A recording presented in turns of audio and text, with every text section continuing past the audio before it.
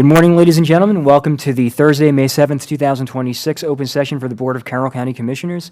As we always do, we'll begin with the Pledge of Allegiance and a moment of silent reflection.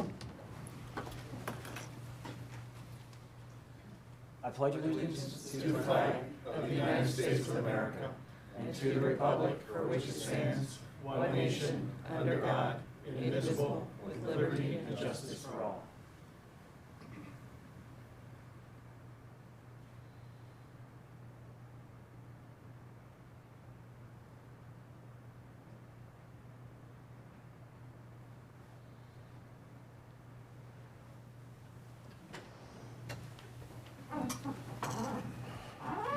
I hope everybody is doing well today, and I hope you'll forgive us for running a couple of minutes late. We all just came from the Sheriff's Annual Prayer Breakfast. Absolutely wonderful morning of camaraderie and community and prayer, and Commissioner Krebs, we'll start with you for Priority Carol this morning.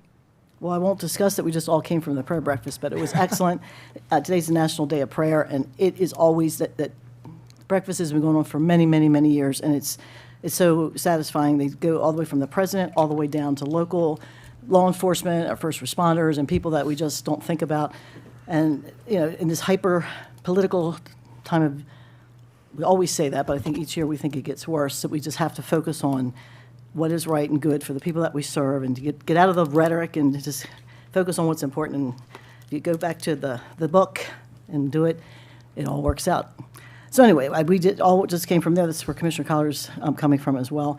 The only other thing I had this week, since I was on vacation last week, went to visit Minnie Mouse. I'm all Minnie Moused out with the grandkids. But on Tuesday when I came back, I had an opportunity to speak at the Chamber Breakfast, which is held at our local libraries. Each of us go around, and the Chamber supports an event at our local library. And I had a great opportunity for the first time to meet with some of the local businesses in my area and share some of the good things we're doing and some of the things we want to do with our local Chamber members and our library. So that's all I did this week, except for catch up. Glad to have on you email. back, If I didn't Commissioner. answer your email yet, forgive me and give me another week or so.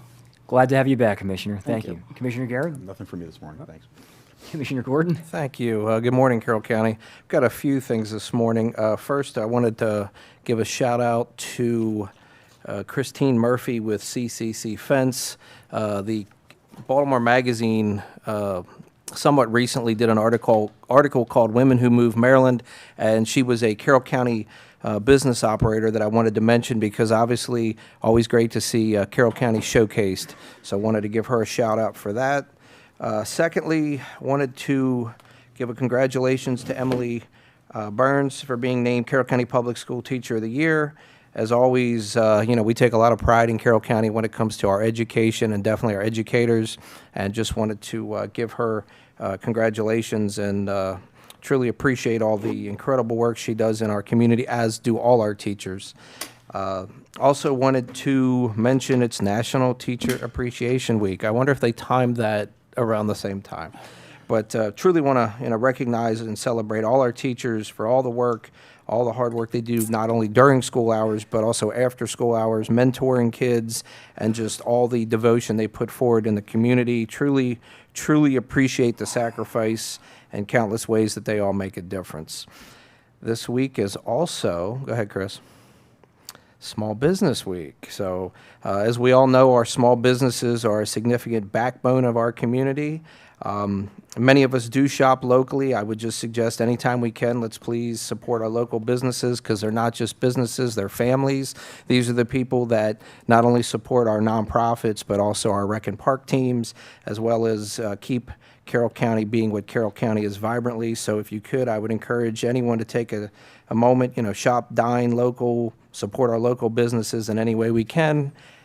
And next, I'm going to move on to last night. Last night, as everyone knows, the five of us were at the budget meeting, but before that, I had the pleasure of being at the Boys and Girls Club Youth of the Year event. So first off, you have in the one photo there Aaron Bishop from the Boys and Girls Club with Weimar, who is a senior graduating, who is the Youth of the Year for Carroll County. Today, he is in Hagerstown competing for the Maryland Youth of the Year. So we might get number 6. Let's keep our fingers and toes crossed. Just exceptional evening for all the kids involved. And then last night, I and Janae had the honor of announcing a new scholarship that we had set up this year, and this was the first recipient. This is Andrea who received it. She is going to Salisbury next year. So we created a scholarship called the Driven to Dream Scholarship. The scholarship, which was established this year, is to support a member of the Boys and Girls Club who demonstrate determination, strong character, leadership, and a commitment to achieving their goals. Scholarship was created to help a deserving student pursue post-secondary education, vocational training, or other career-advancing opportunities.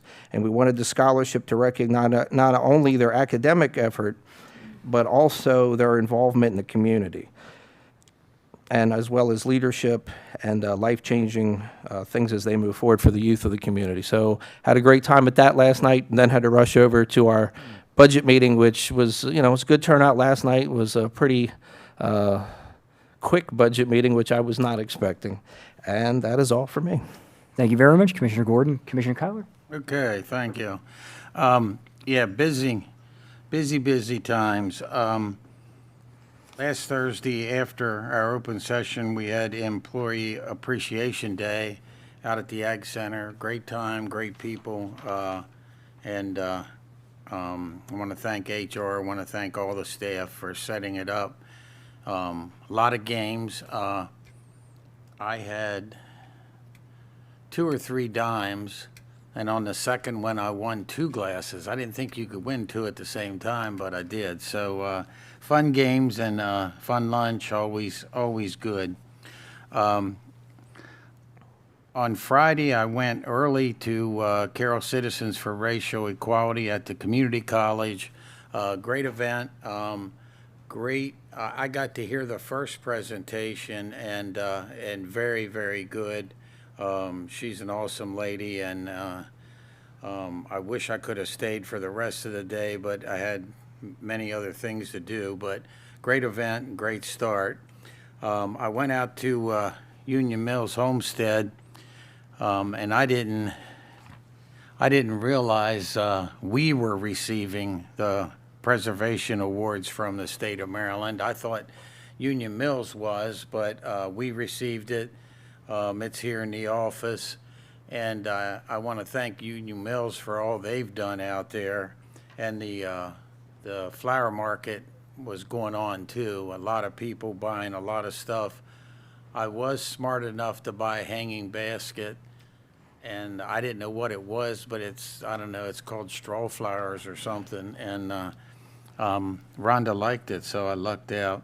I want to thank Dean Leister and Brian Bokey for all they do out there, and they got awards also with their name on it. So yeah, great event.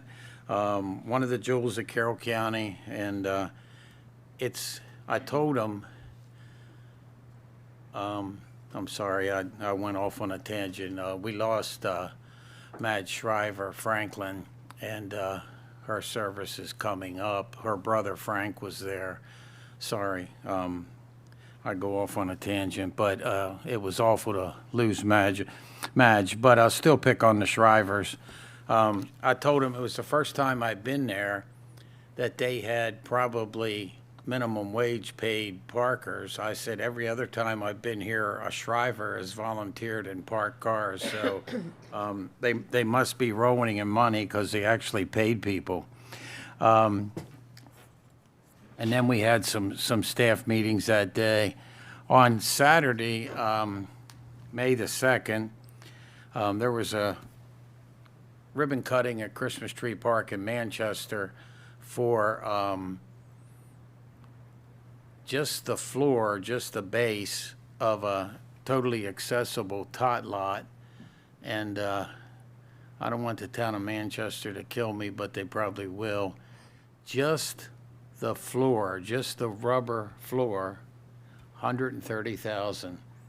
I told them Vernon Smith and I were part of the first ever tot lot at Manchester Elementary. The entire tot lot cost about $15,000, and we were allowed to be volunteer laborers to put it up. Now liability won't let you do that, but great for the town of Manchester, and great in memory of Haley. We got to talk to her mom, who we knew her from North Carroll and her father, and it's just awesome that they set up a foundation. They do so much. Then we went on to the American Legion in Westminster. Junior Fisher turned 100, and I think it's 130 people there celebrating his birthday, and he.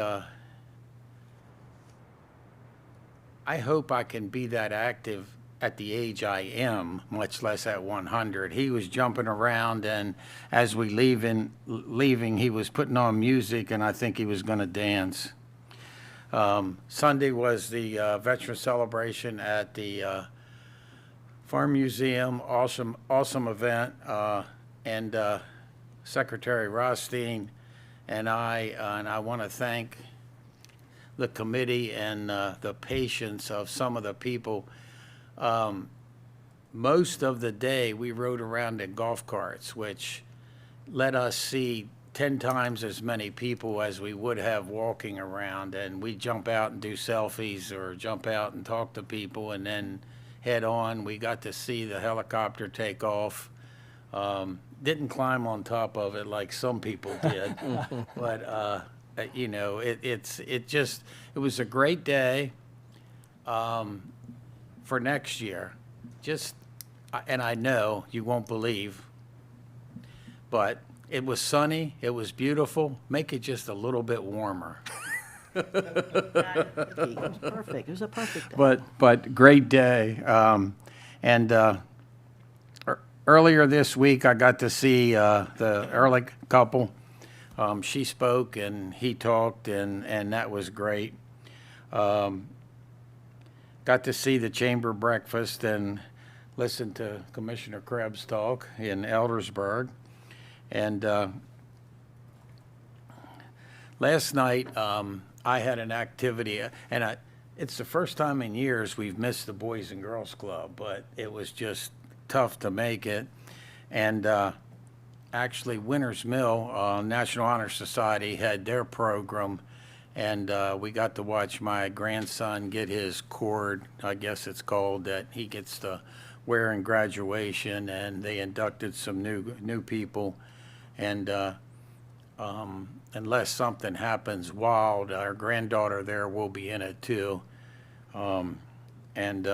It's a great program, and of course everybody, I think, knows National Honor Society and grades and all that, but they also do volunteer hours, and I didn't know it. My middle son was in it, and I probably didn't pay attention, but the cord you get and what you get as a senior is also indicative of how many volunteer hours you did. So it's not just academics, it's community work too. Then we did our public hearing, and like Commissioner Gordon said, it was a little bit shorter than we could have expected, and great comments. I'm glad the commenters that did come came, and talked to a bunch of them individually afterwards, and a good event. This morning was the Sheriff's Prayer Breakfast, and nice event, nice individuals giving prayers, and nice people there to talk to, and I talked to some of them afterwards, and it's just a good event. The sheriff has his picnic at lunch, so I did ask him what we were doing for dinner, and he kind of told me I was on my own. So I think that catches me up for the week, and thank you for listening, and thank you for the veteran celebration, the employee appreciation. There's a lot of good events this week, and so many veterans out there, and both at Junior's birthday, we talked about Guard. He was one of those guys that was Navy, World War II, left the Navy, and then became Army National Guard for the rest of his career. And it's interesting. There's a number of veterans that served in two different types of service, and it's awesome. So we talked about that, but we talked about my last commercial here this morning. For the veterans out there, you deserve what Carroll County can do for you, and you deserve it, number one, and number two, tell your friends, because there's still people not aware of it. I learned many years ago with North Carolina Rec Council and Manchester Wrestling, you can put it on a billboard, you can put it in a paper, you can hand each kid a handout, and there's still people that don't know and don't get the word on what's going on. And so veterans, you deserve it, and ask about it and pursue it. Thank you. Thank you very much, Commissioner Kyler. And with the exception of me echoing all of the kind sentiments of my friends up here regarding the veteran celebration, congratulations again on how well that turned out. I'm going to prescind my own report this morning in the interest of time. I know we have two items of very significant discussion ahead of us, so I want to make sure we move along a bit here. So, Commissioner Gordon, I believe you have a proclamation. Yes, we do. We have a proclamation for Mental Health Awareness Month, and would like to ask anyone that wants to come up to the table, please do.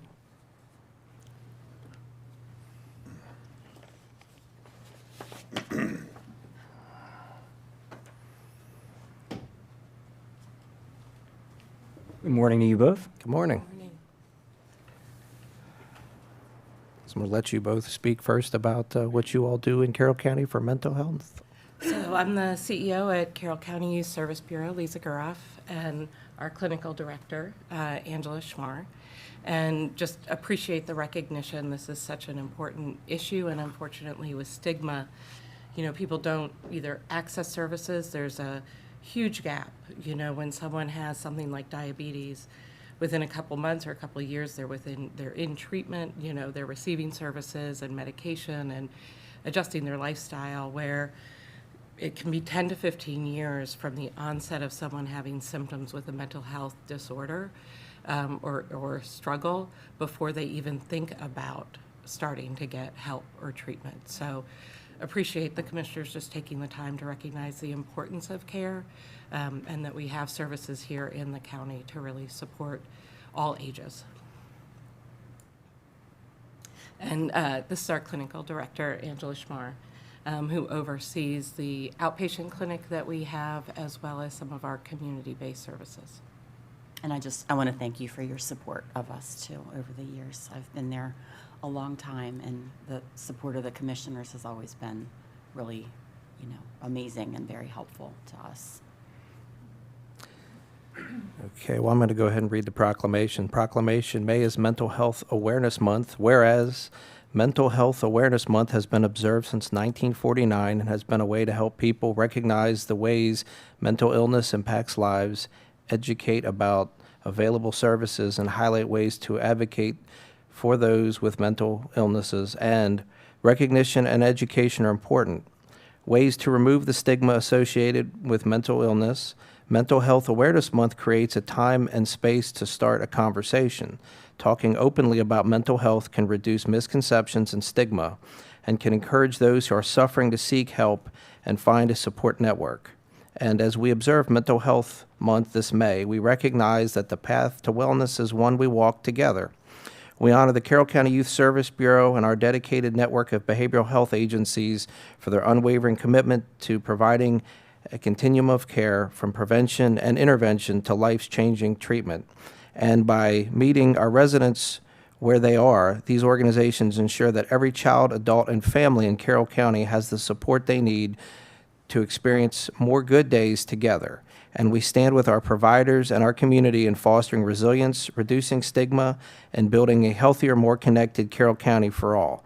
Now, therefore, we, the Board of Carroll County Commissioners, do hereby proclaim May as Mental Health Awareness Month in Carroll County and urge all communities to increase awareness and understanding of mental health. Adopted this 7th day of May, 2026, signed the Board of Carroll County Commissioners. Well, thank you very much for coming in. Thank you for all that you do. I know it's an incredibly difficult thing to do, but incredibly grateful that someone has the capacity to do it. I know it's difficult, and God bless you for it. I'll just echo those comments and just say a couple brief things. I'm always, I guess, intrigued, for lack of a better way of putting it, that we live in a society, especially in 2026 and even earlier, that you break an arm, you go to the doctors. You have another issue, you go get help. But for some reason, in some environments, we still don't understand that there shouldn't be a stigma to mental health. And I know it's at times very challenging to find providers. I know it can be exceptionally difficult for people, but I truly appreciate all the hard work you and a number of other organizations are doing in our community. And I think there's probably more of us that need a little assistance. It's not a bad thing, but truly appreciate all the hard work and dedication. Thank you. Thank you. Any other comments from our friends up here? Thank you very much. It's a tireless effort, and you don't always get thanks, but this morning you're getting it. Thank you, Commissioner. Thank you very much. Absolutely. We'll do a photo. Maybe Yep, have let's do them it. bring the rest of the Yep. group up front, and we can just How many stay. you guys got? Or do we need to stay up here? We probably need to stay up here. You got to throw on. Sorry, Susan.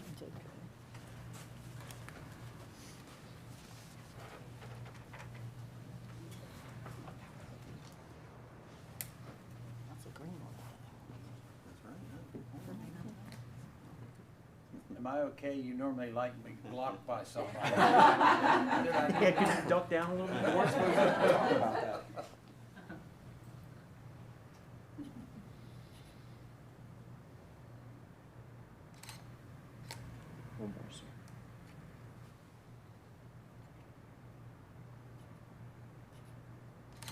Thank you. Thank you, guys. Thank you.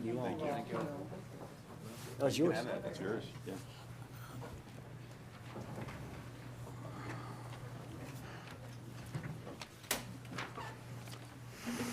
All right, up next on our agenda, we have grant and approval to submit application and acceptance of the award for the FY27 Maryland Criminal Intelligence Network Program. We're joined by our venerable state's attorney this morning. Good morning. Good morning. Good morning. Seated next to me is Liz Camuti, who is our Emson prosecutor, and she is phenomenal.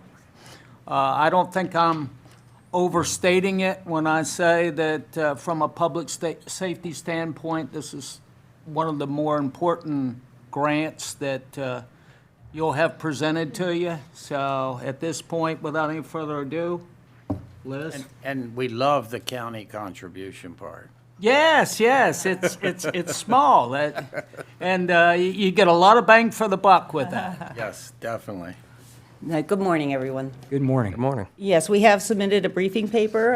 It's about basically application to renew for this year, the fiscal year 2027 EMSON grant, which is goes from July 1st through June 30th of next year.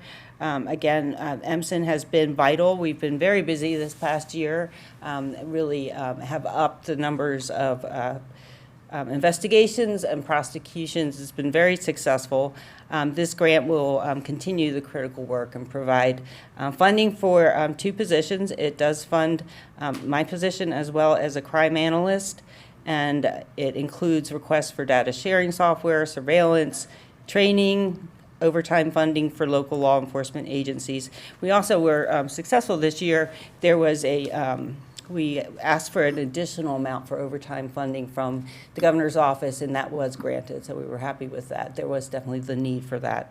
And that is shared between the sheriff's office. At this point, Maryland State Police has joined in on the task force, the Westminster Police Department, and also in the past year, the Taneytown Police Department has joined. So it's been very successful. The collaboration efforts, which is the purpose of this, are being affected. And so I'm happy to present. I do respectfully request the county contribution for fringe benefits. The grant only covers up to 30% of salary fringe benefits. So that's what the additional ask is for, and thank you. Thank you very much.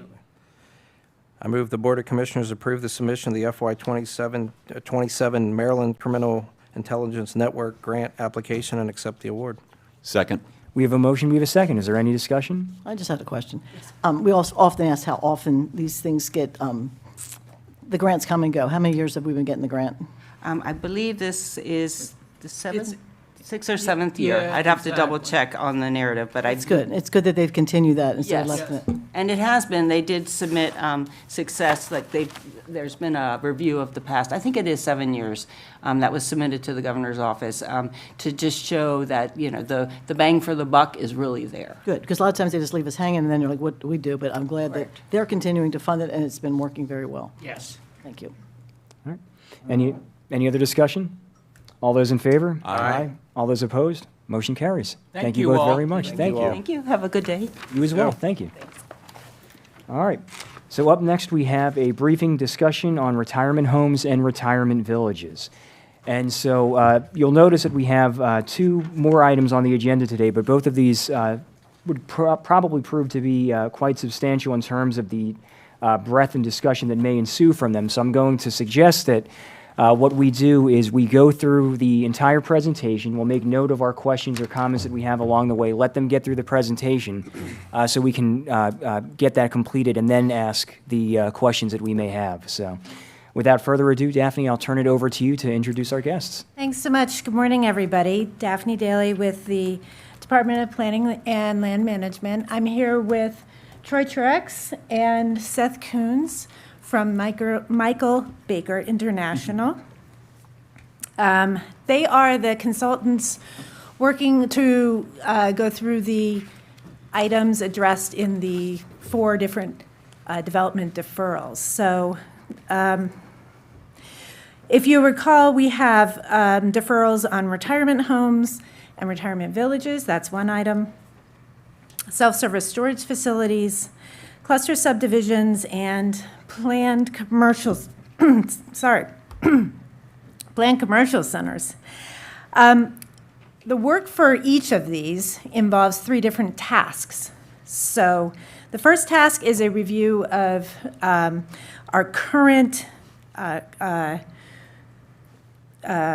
situation, what we have in our codes, how that aligns with our plans, that sort of thing. The second task is to look at best practices for each of these development categories. And then the third task will be to suggest specific code revisions.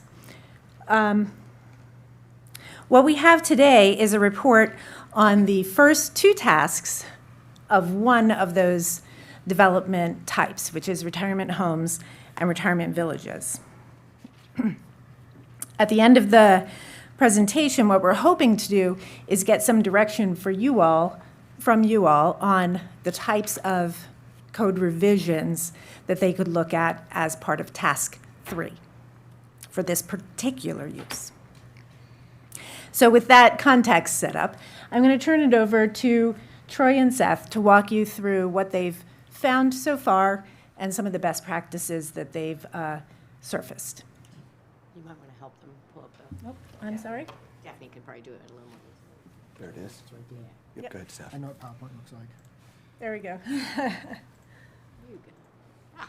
Okay. Good morning, Commissioners. Thank Good you so morning. much. Again, Troy Truax with Michael Baker International. I've had the pleasure of working in Carroll County before, namely in Sykesville, Maryland. Worked with Town Manager Joe Cosentini several years ago. Joe and I go way back, but had the pleasure of preparing Sykesville's new comprehensive plan, and then currently have been working, still working, if you will, of rewriting their zoning and subdivision, which is a new unified development code. So, but it's been great to travel through your neck of the woods and be here today and help you with this project. I'll get started, and Seth's going to chime in. Maybe, Seth, you can just advance the slides. Keep on going there.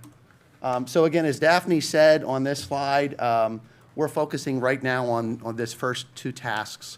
We collectively call them age-restricted communities, namely retirement homes and retirement villages. Those are 2 prescribed uses provided for in your zoning code, and they're defined therein. that document.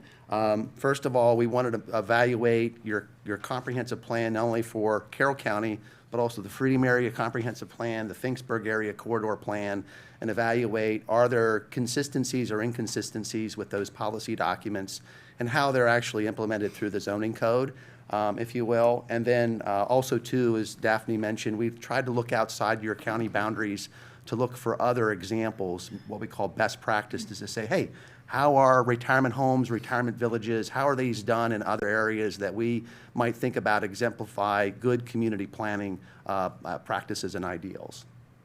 Again, these are the current plans that we evaluated. And then also too, I think I've covered this. You can keep on going then, Seth. So the regulatory review, again, Chapter 155 is your development and subdivision of land section, if you will. And then also too, in the code, zoning is under 158.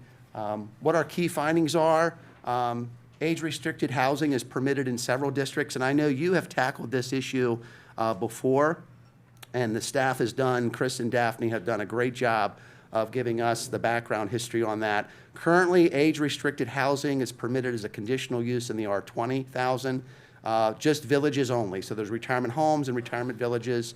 Villages only are permitted in the R20, R10,000 and R7,500, and then permitted by right in the C1 and C2 districts. Regulations rely heavily on general residential standards. So again, one thing that we find you'll see in our presentation is that what are the expectations that you as a community are looking for in these types of products, these types of developments? And what we're finding is that there's not a lot of, I'll call it meat to the bones when it comes to design standards. So it's left then having yourselves, your Planning and Zoning Commission, as well as the applicants, basically not guessing, but saying they're meeting the basic requirements. And then the reaction is, well, that's not really what we envision this community to be. So what we're finding is you probably definitely need, and that's jumping to some of the policy recommendations, make sure you have clear design standards laid out. Because one thing we think about age-restricted housing, it's not just a residential subdivision where people are, living there for the day, going to their work. These are places where individuals with active living lifestyles, a lot of times we think about retirement individuals, 55 plus. I mean, I'm 53. I'm going to be in that age category in a couple years, which I don't like to think about, but we're active. I mean, no longer are people, going to nursing homes, although their continuing care is part of the discussion, not for this topic, but it's part of the overall discussion. But certainly we're finding that people go and spend their retirement in a village or a setting where there's activities and amenities. And that's what we're finding in some of these best practices. So again, that lays into some of the design standards and requirements, among other things, that we have identified in there. And that also talks about some of the limited use specific requirements and specifications in your ordinance. So I do a lot of zoning work. If you don't explicitly call it out, it's not provided for, so it's left up for anybody's interpretation. And also, too, on the back end, if you have Planning and Zoning Commission officials, I'm a member of my municipality for 27 years. So if it's in the code, great. If it's not, then unless it's a conditional use, we don't have much say in what we can dictate or require, even though that we're thinking like, boy, I wish they would have actually designed that better. So what we see is what we react to on the back end. Next slide there, Seth. So some of the issues, again, scale and compatibility. Like Snowden's Creek, for example, was a multi-story apartment building. That would be a retirement home. What we've seen in the field tour that we took, Commissioner Krebs was part of that field tour, and Roberta as well with staff, is that that's a product that's situated right in the middle of a residential, single-family, one-story type of lower density, medium density development. And no deference to that project. There's no amenities. It's a parking lot with a high-rise building to it. So we think about, okay, that's serving a purpose, but again, on the flip side, could we have done maybe a better job of requiring amenities? Because you go to some retirement villages or even apartments, and you'll see in our best practices, there's a lot of amenities, even a gazebo. of open space areas where people can get out of their apartment living or what have you to enjoy that outside area. So that's just one, I'll call it a deficiency, but it might be a design deficiency that you would see. And also thinking about the context of that scale of building placed in the setting of that residential community is also gives you kind of a pause for consideration going forward. We talked about lack of community amenities. Universal design, I think I touched upon that in terms of aging in place. You think about, you want to start living there today as an active retiree, a member of that community, but, 10, 20 years down the road, life takes its toll on everybody, and we don't know. But there's also that, I don't want to say continuum of care, but also choices of housing products within that development. If you're only left with a single product, you're not giving a variety of options for affordability, but also scalability depending on your life situation going forward. And then I think I talked about disparity between zoning and expectations and projects like Nels Acres. There's one, on the surface, beautiful looking product, if you will, but there's a lot packed into that small area. So if you start to drive through it, when we've seen a lot of other examples, I think Amble Brook up in Gettysburg, which is one of our best practices, or Bloomfields in Frederick, much larger scale developments, but you can also, if you can even think about it as a smaller scale, just the fact that you have more open space, usable open space. Also, there's space between the buildings. There's a variety of products there. I would say, Nels Acres, beautiful product, but in terms of the design and layout, I think there could have been some opportunity for improvement. But again, there's no standards. There's no design standards for site layout or anything. And also, too, we saw some issues. If I were a retiree, if I'm having mobility issues, trying to park my car, ingress and egress in my car is really challenging. You open your door up to the edge of the pavement, and there's grass. I don't have a place for a walker. Also, too, inside the garage or even the entry levels, you're up steps. So again, you have to think about these are for retirees today that have active lifestyles, but also retirees that maybe need accommodations immediately upon arriving in those communities, but they still want their sense of independence. And also, too, pedestrian connectivity, parking. We understand that particular project gets overparked on the weekends because visitors are coming in. So again, it comes down to the site design and amenities, and I think that's one of the biggest kind of recommendations we would think about from a policy standpoint. And then finally, one thing that we saw is emergency access. I know in my planning commission days of 27 years in doing planning, one thing that we really enforce and we codify is the NFPA standards for fire access and emergency access. If our developments don't have at least 2 points of ingress and egress, and if you can't provide for it, you better figure out a way to do it on a temporary basis via a gravel a crossing or an easement that can actually handle the gross vehicle weight of a fire apparatus, if you will. That's one solution we've come up with. But that's one thing to think about, too, making sure that those types of standards and I understand you get your fire chiefs and everybody start to review these plans, but make sure there's clear standards and think about maybe there's an opportunity to codify those requirements. And you do it elsewhere. We've seen where NFPA is recognized elsewhere in like your site development code, but this will be another area for improvement in that. Best practices, I'll go through these at a high level. Again, some of the best practices highlights. One thing that we see in these planning projects, there's flexibility. I mean, these are significant projects that have a lot of amenities, typically a lot of different types of use involvement in terms of the different types of residential products. So we always try to think about it, the way that you approve them, either permitted by right or possibly actually think about the process of conditional use. And one thing you'll see in our recommendations is possibly even leveraging your PUD, your planned unit development. You provide for that for the R10 and R7500 for certain situations. That's a great process because that allows you to have a master planning process as that application comes in. And then you also are able to provide flexibility for both the applicant and also the reviewers on the county side to make sure that, hey, there's a lot of considerations in this project.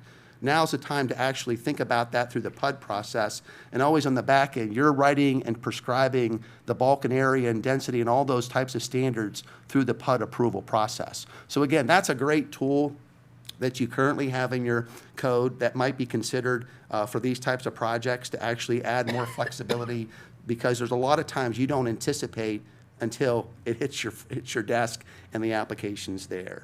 Also establish clear standards for permitted uses in open space. A lot of these projects do just that through their code provisions. We talked about conditional use or special exception approvals and not just treat it as a permitted by right, because these are typically have special requirements, special elements of safety, health provisions that we have to think about.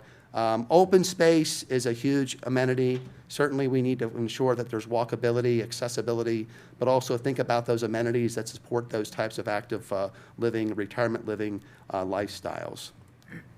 And then also, too, use regulations that attract developers who understand the product. Not saying that those that with Nels and Acres, I know that's Ryan Holmes, do not, because we've seen them do projects elsewhere. So again, you don't have it in your standards. They're meeting that standard, that minimum standard. So why would they want, again, it's business. Again, think about it, it's business. Why would they want to spend more money on something when you're not requiring them to? So again, the buck's going to be passed on the consumer. So we have to think about what's the balance in all of this too. But certainly we've seen that there's an expectation. It's like the McDonald's of old days. You know, unless you require it, but they're going to say no. But we've seen it. If you require it and they want to be in your community, they're going to meet your standards. So I think that as a planning commissioner myself, I've often said no.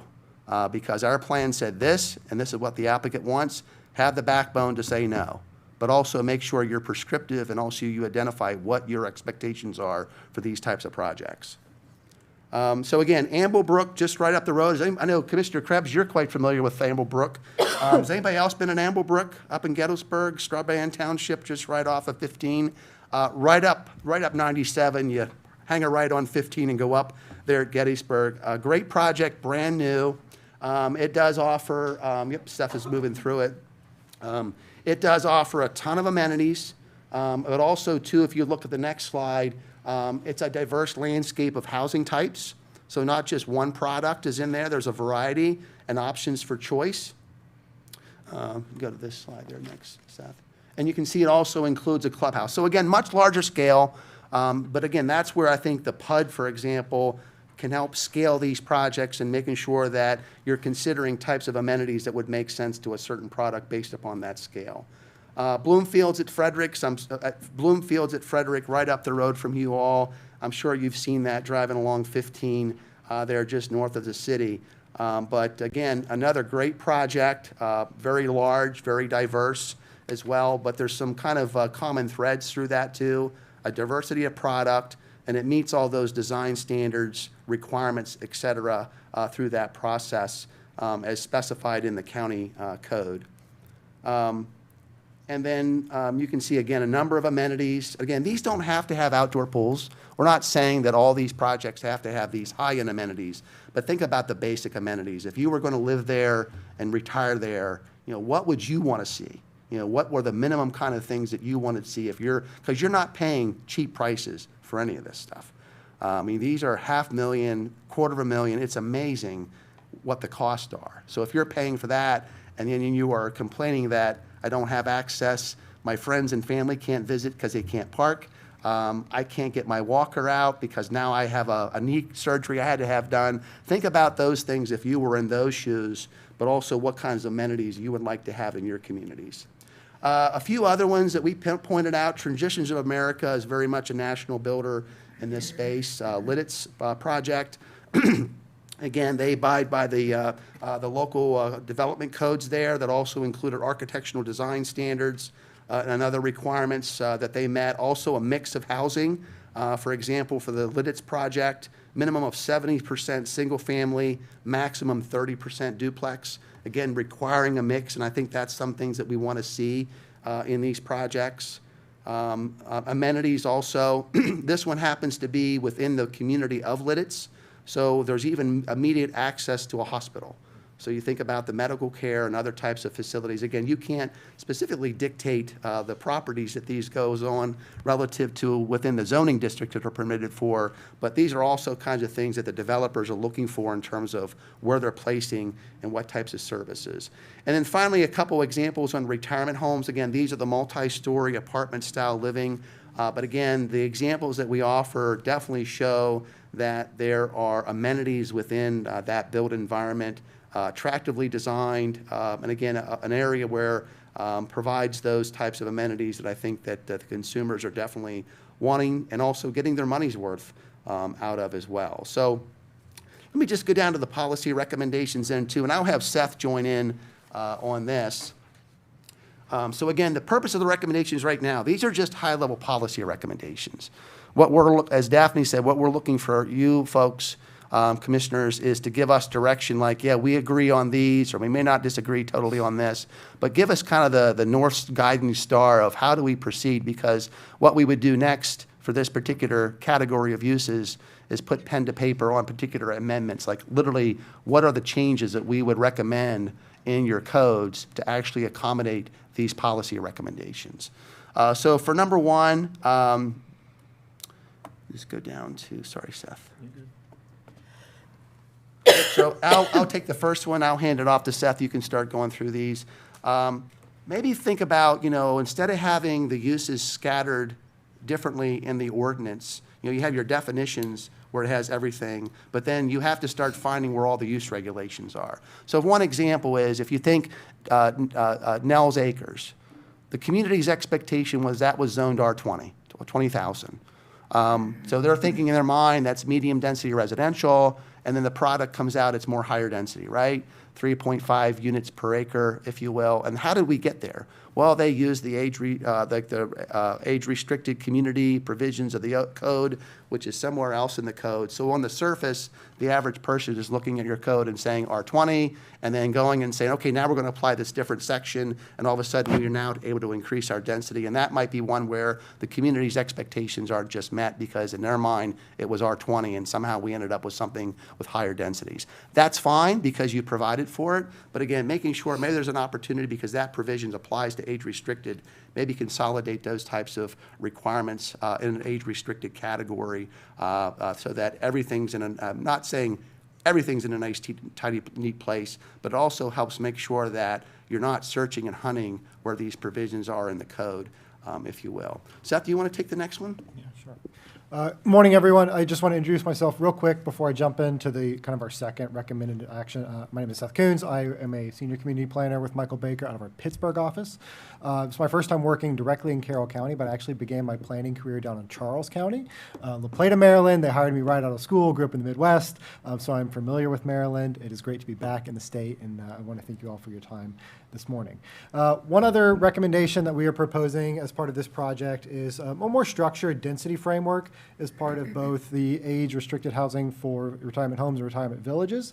What is currently happening now in the county zoning and subdivision regulations does a average density that is a little bit more flexible and difficult to kind of nail down. So we want to replace that open-ended density determination with averages that are based on ranges within the zoning districts that are clearly established and identified, just to make it easier from both the administrative review and application process. This could also include things like density bonuses that allow for an increase in the underlying density allowance based on additional community facilities, recreation areas, those types of things, and also establishing some kind of more general, broader regulations in terms of like minimum tract acre for some larger projects like retirement homes and retirement villages of certain scale. So we keep going. In addition to kind of rolling with that density framework, reassessing density calculations could be a valuable tool to help kind of guiding and crafting some of the development we think we'd like to see, such as like calculating density as an average units in terms of the number of acres, and replacing that uniform maximum application across the entire site with something that is a more, again, easier to implement, apply for, and work with through the approval process. The county's current regulations talk about net development area/acreage. This should be clearly defined more clearly to help work through this process some more. It's a very kind of technical underlying portion of the ordinances, but it does play a heavy role into how these projects come to fruition. We can also allow for the clustering of development throughout the site to allow for the preservation of critical open areas or, set aside spaces for community areas. These density calculations can definitely help craft that type of projects that we're looking for. Yeah, and if I could just highlight one important part about this is gross versus net. So right now your ordinances require when a developer is required to have open space, it's calculated on the gross. So what ends up happening then, you're allowing that applicant then to take advantage of areas that, you think about open space, we want to use that maybe for active or passive recreation, but too often, you know, again, no requirement. So we're just going to take some of the, I won't say wasteland, but the areas that you couldn't develop and yield product out of, that's part of your open space calculation. So what we would suggest and recommend, and we see this a lot, and we've helped other communities correct that problem, use net. So you're first subtracting out the undevelopable areas, the environmental sensitive areas, floodplains, et cetera, wetlands, what have you. Those are all important environmental features.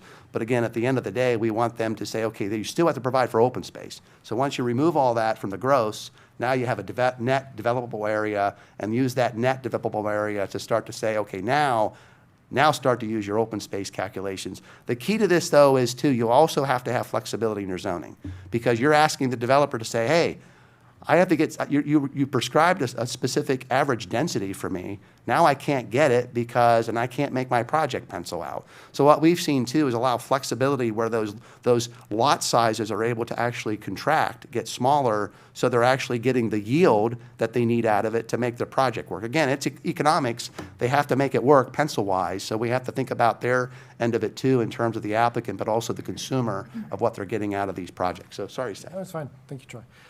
So this is something that we talked about kind of initially as part of Troy's introduction to this whole project in terms of what we saw on our site tour, what we see in some of our guiding documents, but also really what we uncovered throughout our best practice analysis. Context-sensitive design standards get away from that underlying technical part of density calculations and net versus gross, and really get into more of the things that we see when the projects are built out, and we see in the long-term lifespan of projects. Some of the things that we have contemplated and put forth today, such as like requiring height and massing transitions for large-scale retirement homes, so getting away from blank facades, singular long roof lines that kind of be pretty ominous against its context, placing some of our larger buildings as part of a campus-style development more internal to the site, putting our smaller, more context-sensitive buildings along the perimeter up against its context, potentially increasing our buffering requirements around large projects near residential areas of much lower density and scale, provide that nice transition, and then improving the building and pedestrian circulation requirements both within and outside of sites where it's available, to ensure that, as Troy had mentioned earlier, we're not only requiring those community amenities, but setting aside spaces where we can have an active lifestyle and some of the connections throughout the community. And a well-designed project is Winifred Manor. You know, if you think it's older, but it's really nice. It's tucked back in. It's in the context-sensitive design. The tall buildings in the middle. We've got some of the duplexes around the perimeter. It's got good pedestrian circulation. You've got some good examples already just in that project. And again, it's older. It's not something new. It's an older product, but still relative and very serviceable in terms of its meeting these types of standards. And these regulations not only make projects better, but they preserve the compatibility with the surrounding community and preserve some of that character, what we have today, without being overly onerous on those areas. Going more thinking external to more internal, some of the things that we talked about earlier about aging in place and universal design standards within structures. We have taken some examples from within Maryland about providing some step-free access into our units to allow for residents that are aging in place to not have that be an impediment for them to stay in this house for a long time, ensuring that our pedestrian routes throughout the site and within buildings are fully ADA accessible. That's something we always shoot for, but making sure that we're really hitting that hard as part of these types of developments. And then making sure that mobility is something that we're accounting for within units at all times to again ensure that people don't feel like as they get older and mobility becomes more difficult that they have to leave these areas, that it's going to age with them. The approval process is something else that we've talked and touched on today. We do have a conditional use process for some of these as it exists today, but maybe considering making that a little bit more objective and providing more clear criteria for what that process looks like. As Troy had mentioned earlier, we do have the Planned Unit Development PUD process on the books in Carroll County today, and it could help us allow for some of that flexibility in site design, bulk and area standards, those types of things that we've already talked about. So it's a tool we can use now. We just require a more clear connection with the PUD and these age-restricted housing criteria. Part of this could include requiring like a community amenities package, which clearly lays out some of those community facilities that are being provided as part of a project, internal pedestrian circulation plans that again show some of those other requirements put into place, and multiple different avenues of ensuring that we're meeting all our requirements, such as like a two-way access or a circulation plan that's a little bit more clear and prescribed for emergency access. Troy had mentioned when we were driving through Nels Acres, even kind of on an off-peak time, it was pretty obvious that parking design was going to be an issue there. It was confirmed to us through some of our conversations and research. So parking design and minimum standards are something we've considered looking at as well, making sure that we're providing not only adequate off-street parking for houses, but ensuring that our design standards for streets can allow for some adequate on-street parking, but also clearly requiring some off-street guest parking areas that are kind of, easily distributed throughout developments to make sure that people are visiting houses, have places to park, and they're not taking over the streets and making things too difficult for existing residents or others that are driving through these developments. And then something else we had mentioned earlier, a minimum housing type mix. So establishing a pretty basic standard of we want to see a range of housing units throughout these projects, mostly retirement villages. So setting a minimum standard for duplexes, townhouses, or quads in conjunction with single-family detached. There's a variety of different ways that this is done, different levels that different communities have gone in it. Some are much more restrictive, some are a little bit more flexible. But certainly we think as projects grow in scale and size, we would like to see some of that variety of housing units and requiring this pretty basic standard. And your PUD already does that. So again, it's only for R10,000 or R7,500. So your PUD already includes this type of revision. So again, if we think about applying the PUD to retirement homes, villages types projects, you could easily just, that would be a very simple but also logical type of code amendment that you already use it. So it's not introducing something foreign, if you will. I had talked about a community amenity plan as part of the approval process recommendation, but revising what those requirements are, providing some clear guidance on the types of community amenities we would like to see as part of these projects. But again, revising the standards for the minimum size of those areas when they're triggered into effect. Certain types of projects, whether that be villages or homes, require a certain scale of community areas, and then clearly saying in there that they need to be accessible, but also functional and useful, not small green areas that are just randomly distributed throughout a large site or a retirement village that aren't necessarily all that useful or accessible for the residents. And then another one be looking at our open space calculations. Kind of goes back to what Troy was talking about, net versus gross, looking at what our underlying open space standards should be for mostly retirement villages, but also retirement homes. And so looking at, should we be somewhere in the realm of like 25% of our net developable area should be set aside as preserved open space in conjunction to those community amenities. And I believe this might be the last one. Emergency access standards, as Troy talked about earlier, very important, looking at NFPA or fire code standards that require at minimum, two-way access or, internal circulation throughout the site, ensuring that we're not being overly obstructive and making sure that it's clear that fire apparatuses and emergency vehicles have good access in and throughout these projects. Not the last one. Sidewalk and pedestrian standards. A lot of these are interrelated. So I won't hammer this too hard, but again, really making sure that our pedestrian standards are clear, consistent, and effective about achieving all of our goals and objectives with these projects. And then just wrapping up, again, as we talked, we'll take your questions and comments and then look for some direction from you of how we would proceed of possibly making these, doing the text amendments in terms of walking that through the process, drafting those amendments, and then that would go through the normal procedures for enactment, if you will. So Daphne, do you have anything to wrap up with? Okay. No. Well, let me say thank you to all of you for the incredible work and the amount of time that went into this. I know that this is certainly a lot. And I know that we're certainly always looking for areas that we can improve, and so I'm very grateful that all of you set to work on this. So I'm certainly going to open it up to my colleagues for discussion, and if I may start with just one small question of my own. Back on the slide about emergency access standards, and I know my colleagues have all gone through the report and gone through the presentation, but the emergency access standards, so I know that a lot of the report and the presentation dealt with things like roads, but are you also taking into account emergency access to each unit from the front and the rear? That is, if a fire engine has to pull up or an ambulance has to pull up, an EMT has the ability to get around to the back of a unit in case of an emergency. If there's a snowdrift or there's some kind of obstruction out front.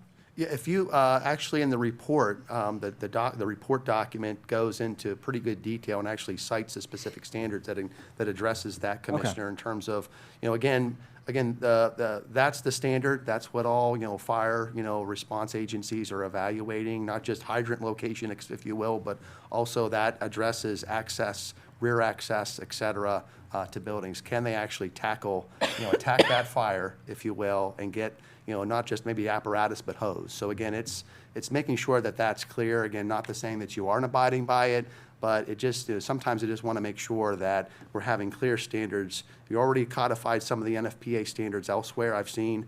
This might be a good opportunity just to reiterate those in your code to reference that those are what we are expecting when we have these communities being designed.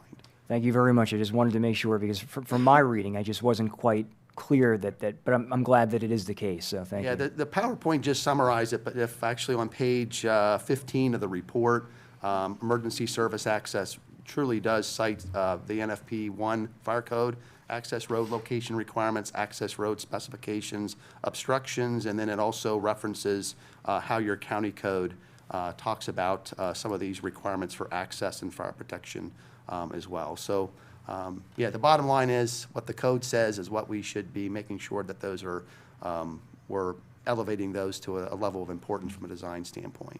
Thank you very much. My colleagues? I've got several questions. I understand aging in place. I don't understand why it would be a requirement. People move every 5 years. People want over 55, but they don't want aging in place. They want over 55. Many of them still work. I'm a hair over 55. I don't want any of that. I live in a 3-story farmhouse. So many move. Nels Acres, I think, met all the fire requirements when it was approved. And I respect your opinion, but many communities, 90% of the communities, particularly high-end communities, you couldn't get to their backyard with a golf cart and had a gun.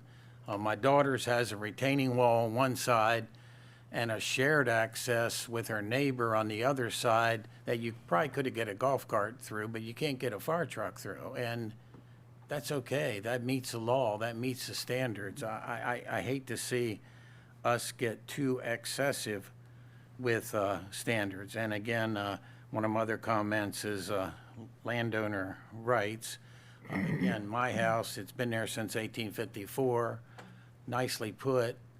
I don't care what Manchester thinks about it. They can buy it or not buy it, but I should have the right to have the house I want. And I'm curious, Nels Acres, did you get many complaints from anybody there? I know every house built there was sold before it was completed, and I think they knew how long their driveway was, they knew how wide the road was, and they're happy. So I get to tell them they're unhappy? Yeah, so a lot of questions there, Commissioner. I'll try to go back through. So in terms of retirement, And I got a lot more. but okay. good But if I may, break. I thought you might have been finished there, Commissioner. No, good break. So retirement or aging in place, if you will. Again, my mom and dad are near 80. They've lived in their 1976 ranch home since they've done, and my dad still does sawmilling. There'd be no way my dad would go into that's not his style. He's like you, farm boy. Country living, loves it. But again, people want those types of products. They want to move maybe out of congested urban areas, go to a place. So again, there's a consumer market choice for those products. And what we're seeing in the industry is that this is their next retirement, but this is probably where they want to try to at least live out their aging years. Again, the whole idea is that, you're not providing continuing care, but you're actually providing choices and options for them as they maybe say, hey, I bought this single-family two-story home when I first retired at 55. Now I'm probably near 65, 70, and I thought, I don't need all this space. I don't want to do all this. So again, having the options first and foremost is important. In terms of Nels Acres, I'm not saying that's in terms of people are unhappy. It's quite frankly probably one of your few retirement villages in the county. And I think what we're getting at is, if you look around otherwhere, you might potentially losing market share. People that want to stay or move to Carroll County because of the rural environment that you have, good quality of life. That's really kind of one of the minimal products that you have. So again, it's not to say that they're unhappy because they bought it. It's like almost fully built out, right? Yep. But if given other choices, if you had choices to choose from, if you're spending that type of money, where would you want to spend it? I think we're also trying to think about the consumer. You've got choices elsewhere, right up the road in Frederick, right up the road in Gettysburg. That's competition in your backyard. So again, it depends if you move to Pennsylvania and want to have your retirement not taxed, hallelujah. Or if you want to stay in Maryland but go to Bloomfield, you've got competition. So again, it's not saying that's a bad product. If you just compare it to other relative type of products, you could start to say. And on the fire access, absolutely. We're not saying it doesn't meet fire code. It's just one where as long as you're a fire chief, they're satisfied with it. It does meet code. But again, thinking about it's pretty tight spaces. I'm sure they can get apparatus to fight it, whether they have a ladder truck or not. I don't know. But it's just making sure, as a planning commissioner myself, we always look at those things. Can you actually, it doesn't mean you have to get a truck behind there, but can you get the hose? Is it accessible? Is it easy to get through there? Or do we have all this stormwater? I mean, this is encumbered by stormwater. I mean, the last thing we want is a serious flooding issue like we had last year. I mean, I had 9 inches of water in my basement after that one hurricane. If the fire company had to come, I'm not their priority. But again, if you're thinking about where they're putting open space and stormwater basins in backyards, that's a problem, number one. And number two is, if it's a flooding event and you got a fire going on, and they can't get to the back there because it's flooded, it doesn't matter if it's a truck or a walking. That place is burning down. And property rights, absolutely. Not saying that you can't, but again, it's consumer choice. It's also how you are giving the best and the best product that you can provide within reason in Carroll County, because again, it's competition. Somebody made the comment about living here, working here, et cetera, is very important. This is where you grew up. This is where you want to stay. So let's make sure that we don't lose them to Gettysburg or Frederick or some other area because they've got maybe products that are meeting their needs. Plus the demand's there, right? So again, it's already built out, Nels Acres, probably pretty full. There's more demand coming down the road. So it's also to looking at those projects and say, hey, what would we do differently? And How I would we do it agree, differently? but do we want to require that they can't be different? It's all in the And I balance. want to give an example, Plum Creek in Hanover, which is pretty close. Yep. Nobody wants I'll get the lot size, a half-acre lot, not too many seniors want, not too many young people want. They don't want the maintenance. Yeah, but Plum Creek, you're in a cottage, a lot of them are duplexes, pretty small, you're in that. If you need different accessibility, you move. And if you need the nursing home care, you move. Right. And it's all in the same community, which I think's a great choice, but very few people buy at 55, 60 the house they want to die in. They buy something for their age now, and some of them go to these communities where they can get more care, some don't. And yeah, like you talked about parents. My mother lived in a 2-story house until she was 92. And she wanted to be home. She didn't want to be someplace else. Lot size. And I agree with open spaces. Now, for recreation, what people want by far is walking paths. They can be around a stormwater management pond. They can be in a slightly rougher area, and I have no problem with that. I can't imagine too many 60-year-olds want a soccer field. And they definitely don't want the local rec council playing in their community. Walks are a big issue. 36 inches allowed. You were saying up on 50% or more. My gosh, does that cost money in storm drains, stormwater management, which all goes to the price of the house? So you've now made the house unaffordable. There's nothing wrong with 36-inch walks. Now, certain areas, maybe you should have some wider walks, but to say I want all, did you guys say 65 foot wide?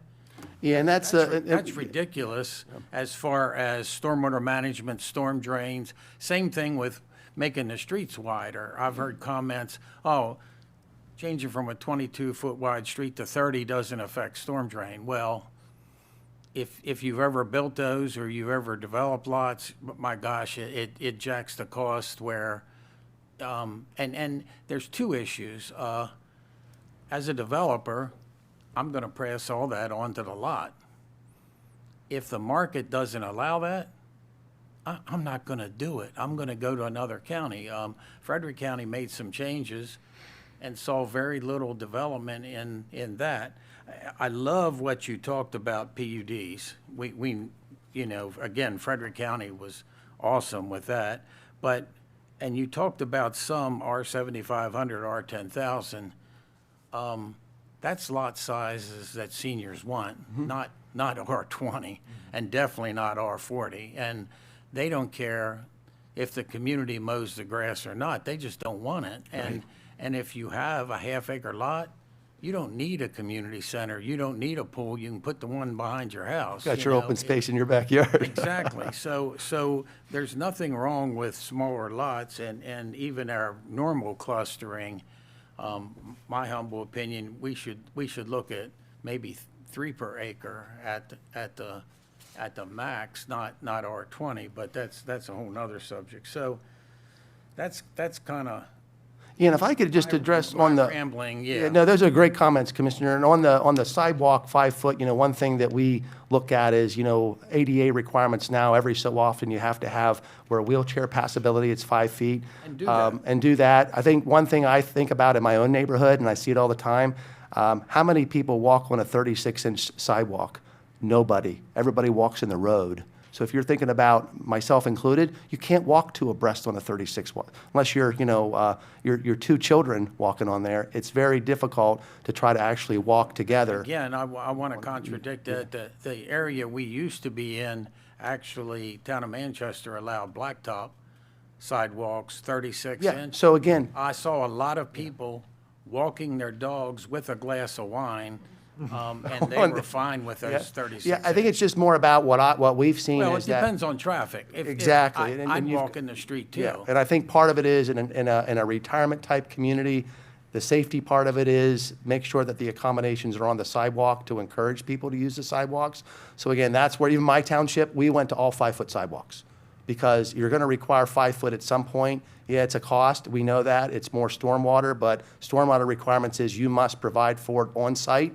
Nothing, it's pre-development versus post-development. So we get it, but we made a decision for walkability and accessibility, And 5 PA, feet. a half mile from you, they might have 36. And- Every or there's no township, every sidewalk, there's a borough. sidewalk to nowhere sometimes, right, Commissioner, too? So again, there's a lot of, you know, a lot to unpack there in terms of requirements. And again, I think the PUD, you can start to see, it gives you the flexibility, and I think you made a great point with respect to the 7,500 and R10,000.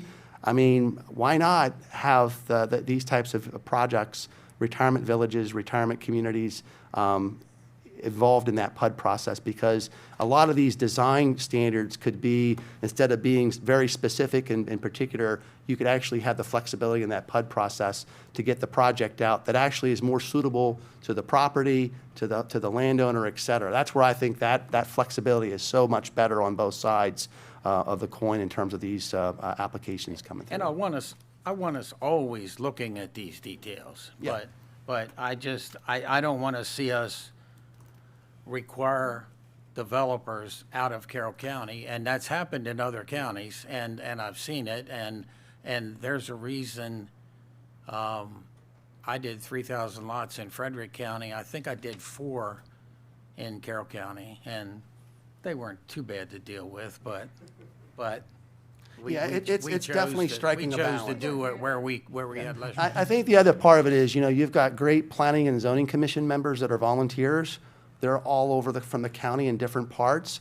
And, as volunteers go, they're subject matter experts by day, and then they come to the meetings, and then this is their volunteer job. They may or may not be like Seth and I, who are certified planners, if you will, trained like Daphne and Chris are. We do this every day. So this comes natural. You're expecting those volunteers to understand these projects. Some do, some don't. So And back to Pennsylvania, most of your town managers are farmers. Yeah, oh, absolutely. They're not professional Yeah, so, land but- planners, Right. and they can make very good decisions, as our planning commission Right. and our BZA has made very good decisions. Right, but I what- don't always agree with them. Right. But that Where I was doesn't going mean at is they're making smart. sure they've got standards, at least in the ordinance, to say, this is what we're evaluating, what's our evaluations based upon, what they should be based upon. And these are some of the design principles, criteria, if you will, that they could say, hey, going through this, have you considered this piece? Have you considered Yep. this?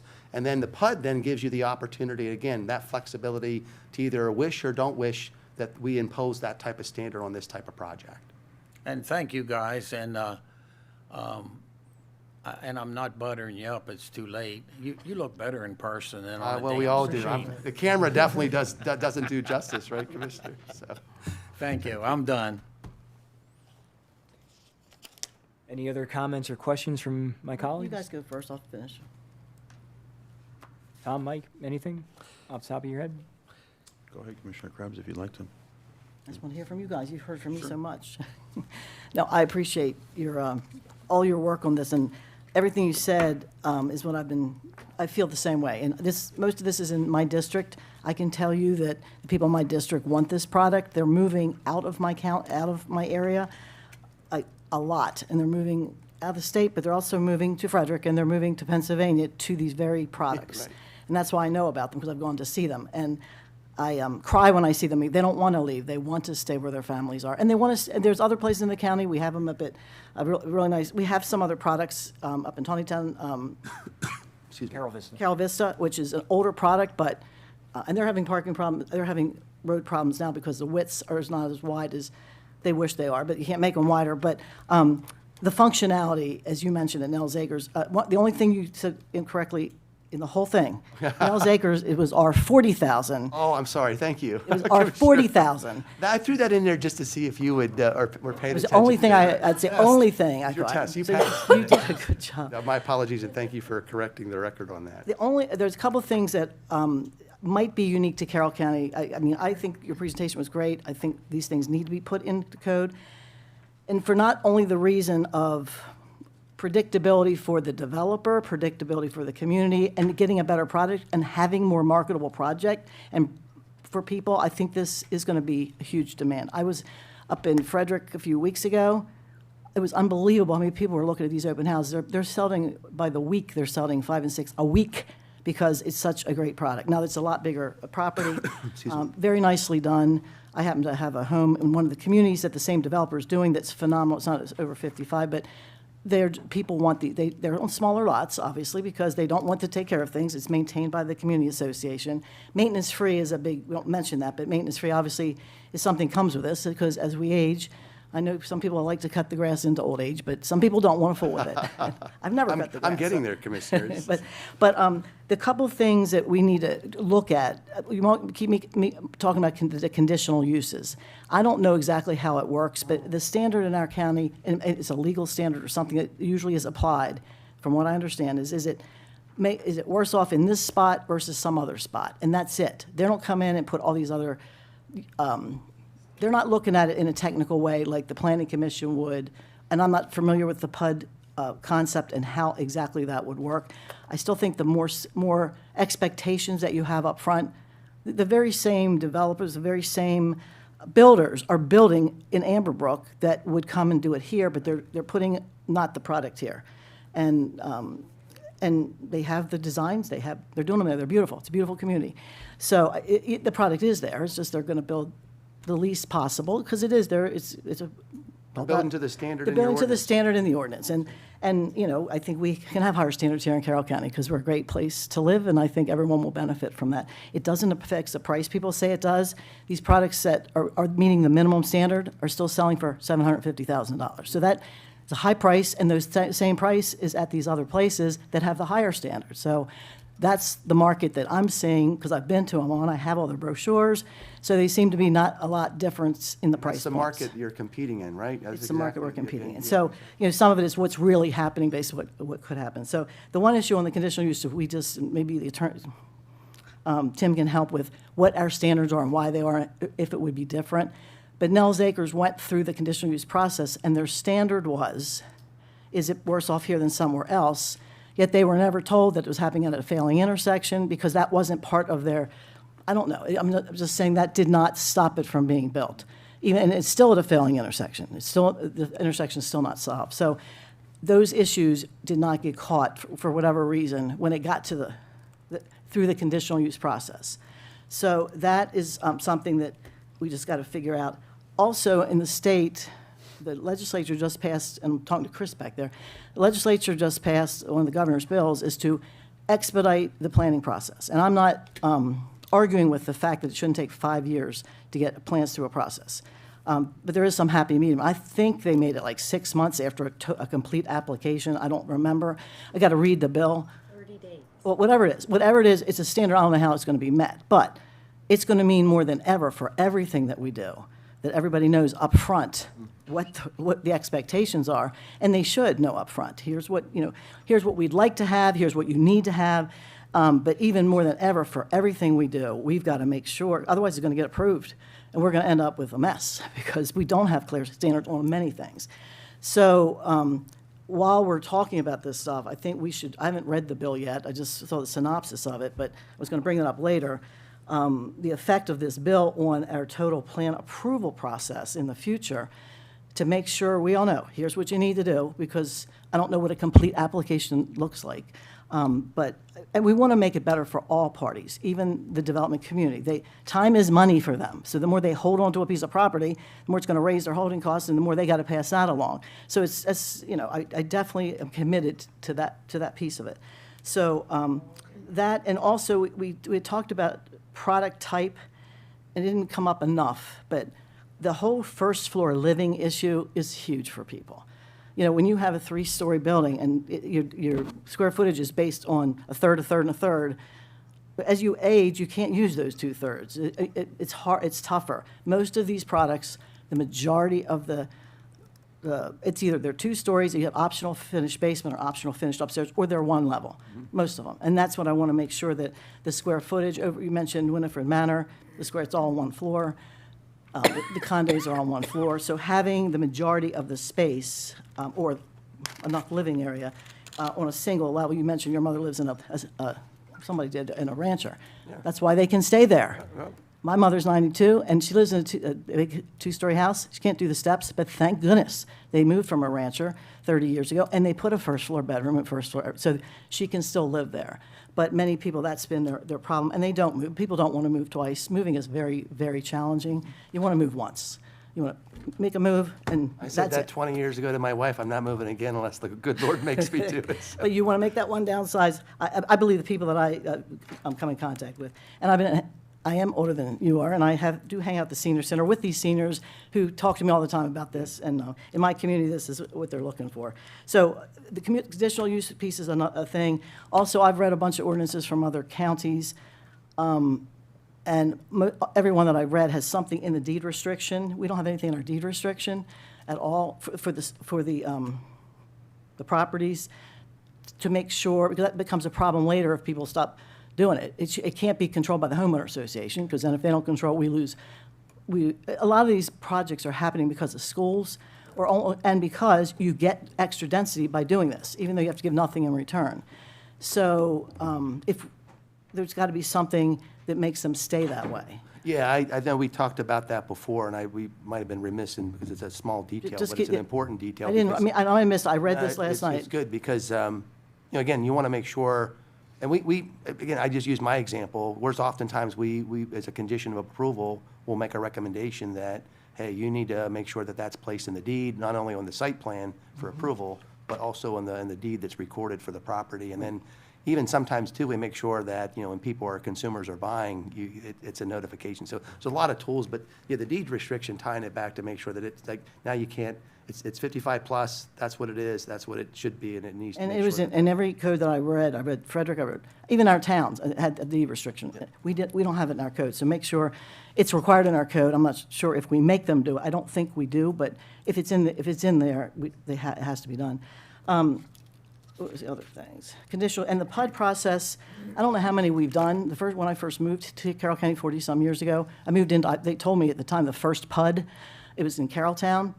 It was starter homes. It was very nicely done, but I don't know exactly how our PUD process works and if we use it. But we need to make sure those requirements are, the whole part that's difficult for us is the scalability, because obviously if you got 1,000 houses, you can do a lot more than you can do with 30 houses. So we got to be reasonable with that, and I'm not sure how they do it with the smaller, Yeah, 200. I mean, right now, your PUD, I think, correct me, Daphne and Chris, I think it's 20 acres is the minimum Mm-hmm. tract size that you can start out with. So again, smaller projects, less than that, then it's a different animal. You've got such a small area to work with to begin with. So again, you want to make sure, and I think the 20 acres is a standard that I've seen elsewhere be applied in terms of the entry point of when it could trigger a PUD type of use. Right. And we didn't visit this one project, which is a small one, but there's an area that's right in the middle of the community, and they just took the property, and it's not very big, and they just said, we're going to call it over 55, and they just put a bunch of townhouses in there. And so, even though it's over 55, it's a small, it might be 20 houses, I'm not sure. But just by calling it over 55, they got all the extra density, but nothing came with it. Right. And so that one we didn't really point out, but and I know it's not 20 acres, but it literally was a piece of property in the middle of a it's a higher density neighborhood, but they just jammed a whole bunch of stuff in there with not enough, I don't think there's enough parking either. So the conditional use piece, the PUD, just understanding what we have in place. And then one of the issues we've had is the site plan versus subdivision plan. I was reading state law the other day. I started looking up the code, and it was 700 pages long. I read up to page 400.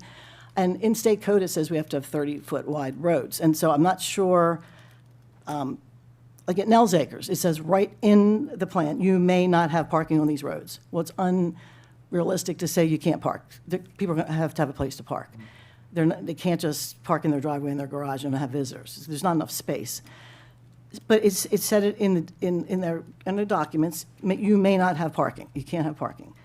But we can't require parking signs, we can't require lines, we can't require enforceability. So people do park. And then they can't get down, then it's not wide enough. That's why they're parking on the sidewalks, because it's not required and there's no enforceability. And how does your friend that's come to visit know that there's no parking? How do you know that there's no parking? It says it in this report that was, so that's part of the problem. I don't know why. Every place that I've looked at and talked to, their site plan and subdivision plan are the same, those requirements. Ours, for some reason, are different. So we need to make sure that they're treated the same, because all of these will be site plans, right? Because they're one property. Yeah, theoretically, I mean, that's, in terms of a site plan, and then there's a subdivision plan. So yeah, it comes down to usually if it's one site going through the development process, it's a site plan versus a whole Right, subdivision. and most of the, stormwater seems to be running the state requirements and federal requirements, but it seems like stormwater is it seems to be a priority of everybody versus just, you need to find a balance. Most of these developments, the ones that I've talked to the people, they're putting them underground, or they're doing them, it's not between all of these units. So, making sure that we look at alternatives for the stormwater. And if they're going to put things close together, they might have to put them underground. And some of the good developers do that, and they automatically do it. I'm not sure what the cost is, but at least it's not taking up the open space. The considered open space is not, stormwater swirls. Let's see what else here. Oh, in terms of the sidewalks, I appreciate what you said about the sidewalks. One of the first things that came to mind, one of our older retirement homes, It's Homeland. I rode in there to see it. I hadn't seen it in a long time. I rode down there. There was a lady in a wheelchair with her dog going down the middle of the street. And I had to wait for her to get down to the end of the street. And I'm like, why is she in the middle of the street? Well, the sidewalk was up against the building, 3 foot wide, and then the cars were so close to it that they were parked over the sidewalk, and you couldn't walk down the sidewalk. Well, this woman in a wheelchair had to walk in the middle of the street to take a walk. That made me angry that we allow that. And I showed Mr. Hine that, and he agreed with me. We need to do better. These are our seniors. I care about them, and we're going to make these products that we can be proud of. That building, mostly older women live there. It's a more affordable place. The sidewalk should have been wider, and we should have had something called a verge. Do you know what a verge is? You know what a verge is? It's a new word that we learned. It's a little grass strip between the road and the sidewalk. And you have that because then if somebody goes over the sidewalk, then they're into the grass, they're not onto the sidewalk. So thank you for teaching me a new word instead of the little grass strip. And those little grass strips, some of them are like this, and nice developers make them wider. And you can tell, now when I go into development, I look immediately and I can say, They're usable, yeah. they're usable, and that, that's where people walk their dogs. Also called the tree lawn. That's It's where they put whatever. the- So, the street trees. you know, I agree with you that you can't, two people can't walk down a 3-foot sidewalk, and that's why they do end up in the street. So I put the, and on these communities, that's what we want. We want people to be walking and talking. That's the whole point of doing it. So I'm all in favor of doing, you know, they all doing 4 to 5 foot sidewalks, and making sure that the driveways are wide enough that you can open your car doors, because you have to park in the driveway, because there's nowhere to park on the street out in Ellis Acres, that you can open your door without hitting the other car, or open the door and still be on firm ground and not in the grass. When we had all the snow this winter, they are seniors, and they should be able to stand on firm ground, and they should also be able to stand on something that is not so tilted that, some of these driveways are so tilted that they're on an angle that's not handicap accessible. It needs to be flat. And again, we're talking about developments that, aging in place. Gross versus, I don't know if you want me to go through all that. I agreed with everything that you talked about, and just pointed out those few things that we don't need to look into a little more carefully. And I didn't know what, the one issue we have now with the code, and I read everything you said, our code and master plan are written. It's being the interpretation of what it says that's being applied that is the problem. They say, I've said this many times, it says clearly in the book, you know, on R20, what type of housing it should be, and on R40, it doesn't say anywhere you can deviate from that, except in a chart somewhere else. There's a little letter. Everywhere, it's very consistent with the housing, for our current law. That interpretation has been changed. It says, this is the use, single-family home is the use in R20. It doesn't say may be the use, it says is the use in the master plan. And it's been interpreted because it's this, that it could be interpreted as something else. And it doesn't say that anywhere. And so that's what I've tried to make clear. It does it in clear words here and here. But somewhere there was a chart made and somebody put a C that where zoning appeals could make it different. I don't know how you can interpret the words into a chart that. Yeah, and we've talked about that one. That goes back to the way the county plan and the future land use description of residential medium and high. Residential medium does, it says single-family detached is the use. It said that, and residential medium says is the predominant use.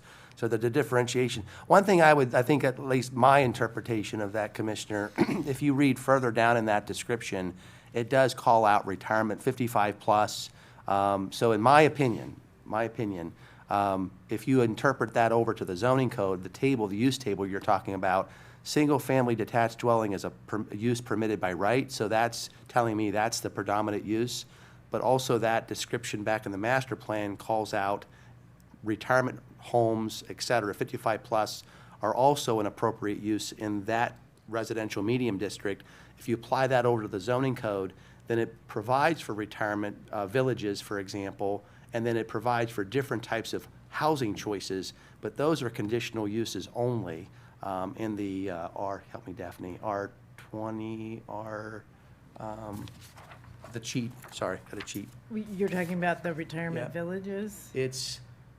It's a conditional use, two-family dwelling in a retirement village, conditional use in the R20. R20, R10, and R7500. So it allows for, but by condition, Commissioner. So again, the way I interpret it is, when it says it is the use, single-family detached, it's interpreted in the code as condition, it's permitted by right. There's no conditions on it. It does provide for in the definition for future land use retirement, 55 plus. If you go to the zoning code, it provides for that use, but then it gives the different types of residential types. Two-family dwellings or townhouses could be actually a part of that retirement village, but those are by condition. So Right, but again, they also it- says the word predominantly, and predominantly is not 100%. yeah, and it really, yeah, and I like to think about the planning document as that 60,000-foot policy document that's here, and then there's enough flexibility there that when you write the zoning code, there is consistency between the two, in our opinion, the way we wrote our report. So again, we've talked about that, and I think that that's the way I would, and you're right, the next one, residential high, is in the definition of future land use, it's prescriptive. It comes out to me in terms of, but that was all done numerous years ago, if you will.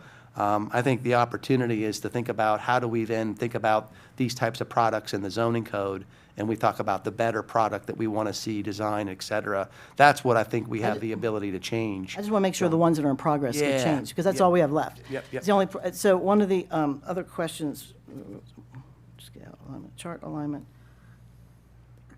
process, where, conditional uses, oh, the name. We call, this is little, but we call it retirement homes. Not everybody's retired, and every place else call, I'm not sure how we came out with it, it's a long time ago. Most of them call it active age restricted or something like that. Just, I think it'd be nice to change the title, because people are moving in at 55 and they're not retired. They might not be retired, so it's just. Yeah, that's a great retirement point, used to 'cause be, we- yeah. they used to be retirement homes for old people. Now this is a new thing. It is for age-restricted Yeah, people. we don't think want- of retirement homes as like a continuum Yes. care. So I think type of it'd be a little facility. more, Yeah, it's a marketing thing. it's a marketing thing, I think a little upgrade, so come up with a, Yep, yep. what, most of them are called active age restricted or whatever. Just marketing. That's a great point. And I'm not sure what the process is going to be in the future, but I won't go on anymore because I think you covered a lot of it. Some of it is about basing it on the underlying zoning and the land use. The reason we're not getting a variety, that's been my problem, we're not getting the variety of houses. We're getting all the same thing. They're all 100% three-story townhouses, and they're small, they're narrow, they're small, and plus we're not, and the other pieces with the safety issues, the road issues are very big. I've had so many fire people approach me, and it's not just about fire, it's about EMS. When you got rows of 8 or 7 houses and you can't get around to the back and you can't get through, you got to sometimes, they're getting more and more calls from everybody's aging, our fire department's getting way and way more EMS calls, not fire calls, but EMS calls. And so we need to make sure that they are accessible if something's in the rear. So that's, they have been coming to me, thanking me for helping with this, because they've been raising the red flag for years on it, and we haven't changed the code. So I appreciate that on behalf of our volunteers and our new fire departments, that we make it easier for them. Okay, thank you, Commissioner. So whatever the next process is, I will get more involved in the details, but I think you laid it out very well. Well, thank you very much. And the Appreciate it. universal design, we talked about this last year in our work, in a housing affordability work group, Daphne will remember that. And I know there's a whole bunch of things you can have, and some are nice and some don't cost any more money. And, I mean, there's something called a peephole. It's like, okay, maybe you should have a peephole when you're older, and you don't think about that, but hey, you're living alone, you're a woman living alone, you want to see who's knocking at your door. Okay, requiring it is no big deal, you just don't think about it, but hey. And there are a number of other things, but Howard County took a balanced approach. They said, these you must do, and these we recommend you do, but you wouldn't maybe think about them. Some of them is just a lever handle versus a doorknob, because when you're older, sometimes you need to push the lever. And it doesn't cost any more money, it's just another way of doing things. So, and there's a few examples, but as we walk through them, I would hope and suggest that we would not just include the Planning Commission. I'd like to see us go to one of the senior centers, the senior center where these are, and talk to people there and say, what kinds of things, here's the list, here's the ideas. What do you think? Because they're the people that are that's your audience. That's and then just get a feel from them what they believe in. because that's who I'm hearing from, and that's what I'd like to, and now that I'm getting there, I understand their issues. So I just think that would be helpful reach out when you get down to some of the details of what things are important. I know zero entry is very important. At Nels Acres, you have 2 steps, there's not even a rail. You have to put, it's aftermarket, they're all different. So I think having that zero entry, everyone I went to has zero entry. It just means you have a little lip there and you can take a wheelchair over it or walk up into it. And I think most are doing that. So I thank you for all of your work. I think you hit the nail on the head. We think, great. We think appreciate alike. that. I Thank appreciate you. you taking the tour and seeing what we have in place. Yeah, well, that's our pleasure, and we appreciate the opportunity to help you And out. we want, and the other thing is, time is of the essence, and I know we've said that all along. I'm sorry we're delayed this long. So as much as we can expedite this. Yeah, that's why of the 4 categories, we got direction from Chris and Daphne to say, make this one the top priority. That came from us. The board asked them to do that too, because we don't. Pass through, yep, and that, yep, they're passing it No, from. no, they from did. No, you. they did. And we appreciate that because we don't, these are the ones that have active projects that we want to make sure they know what the expectations are. The other ones don't have as active as projects or as important. So we appreciate anything we can do to facilitate that, moving it along as Yeah, and quickly that's as where our next step would be if we get your blessing and direction forward here. Do you need with- any more direction than, do you need anything else from us? Do you have direction? Well, so before we, I'm sorry, but yeah, before we get too far along in there, I know Commissioner Guerin had 1 or 2 things he wanted to say, and then to follow up, if I may, something on that Commissioner Krebs has said. I know it asked earlier about rear or emergency access to the buildings, right? So I went back and I read through the report again while we were sitting here, and it talks about exterior doors, distances to roads, hose length, sprinkler systems, access roads. But specifically, when there's an emergency, I guess maybe I wasn't clear enough earlier, and I apologize for that, getting a physical body into the building to respond to something. And as Commissioner Krebs had alluded to, I've heard from numerous fire and EMS people that getting into a building specifically, not just being able to fight a fire from a distance matters. So I just want to make sure again that that's being taken into account, that somebody can actually physically get into a building. Because if you have so many units together in a row, it's tough to get, like if it's the middle house you have to respond to, you have to run around the entire building and get into the back. And if there's no rear access road to it. Yeah, and that would be one where it comes down to where the building code. So again, Okay. zoning code versus building code has those types of requirements, and like even like fire escapes and things like that, access to the actual building.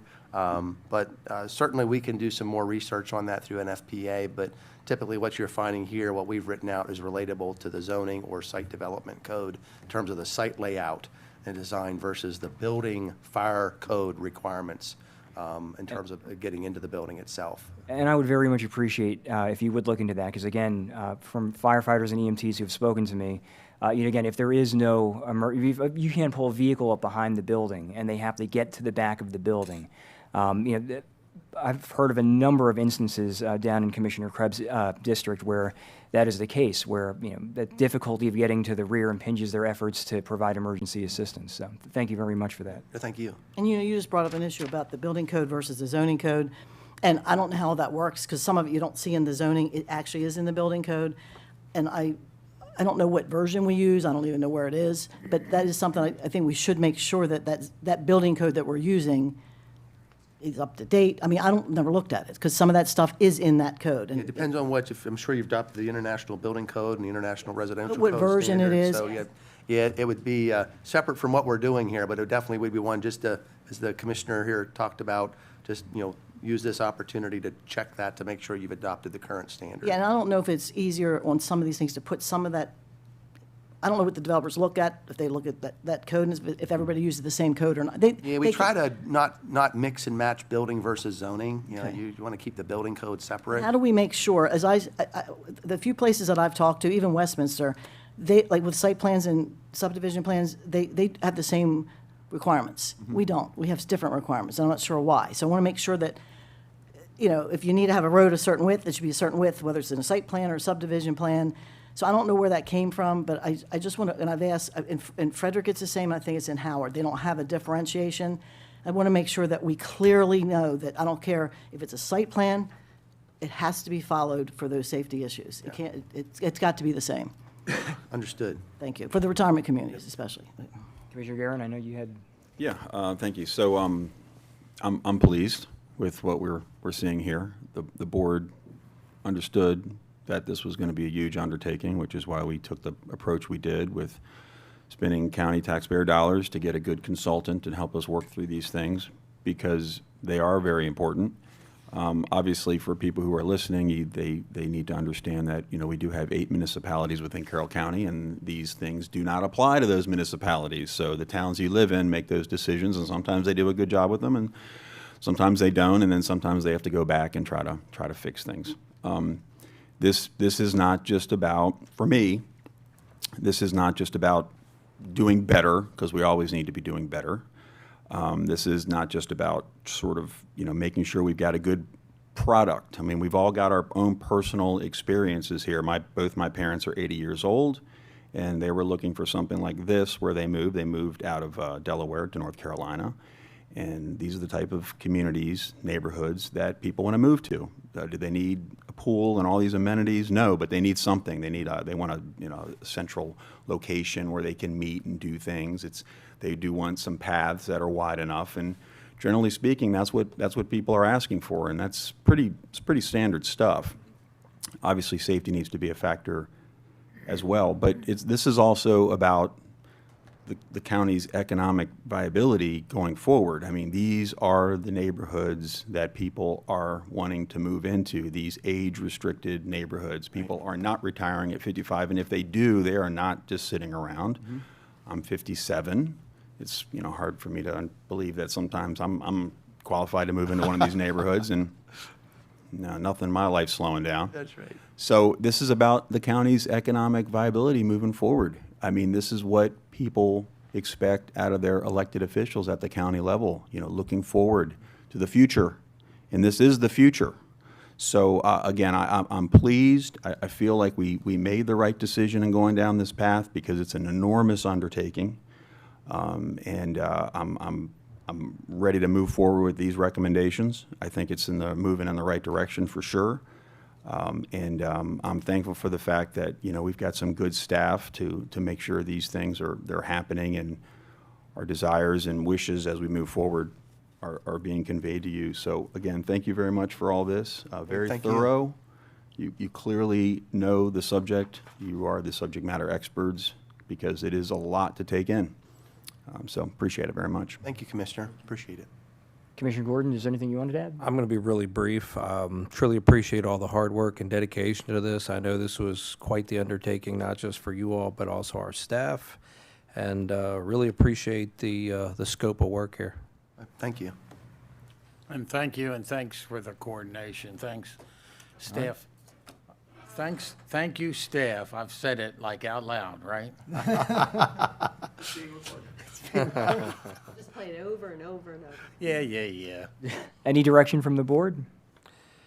Move the Board of Commissioners direct staff to work with the Planning and Zoning Commission on potential amendments to County Code Chapters 155 and 158 related to retirement homes and retirement villages.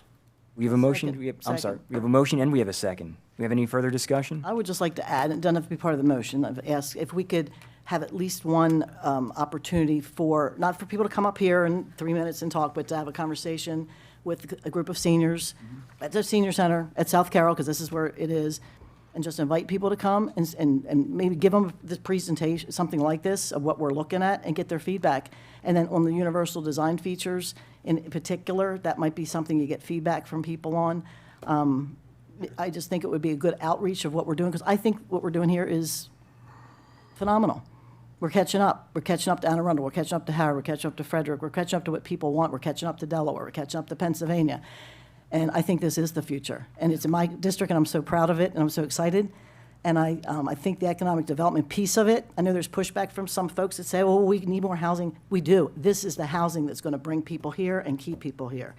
And keep them here with their families, keep their wealth here, keep their philanthropy here. When people move out of here, we lose their philanthropy, and we lost a lot of philanthropy.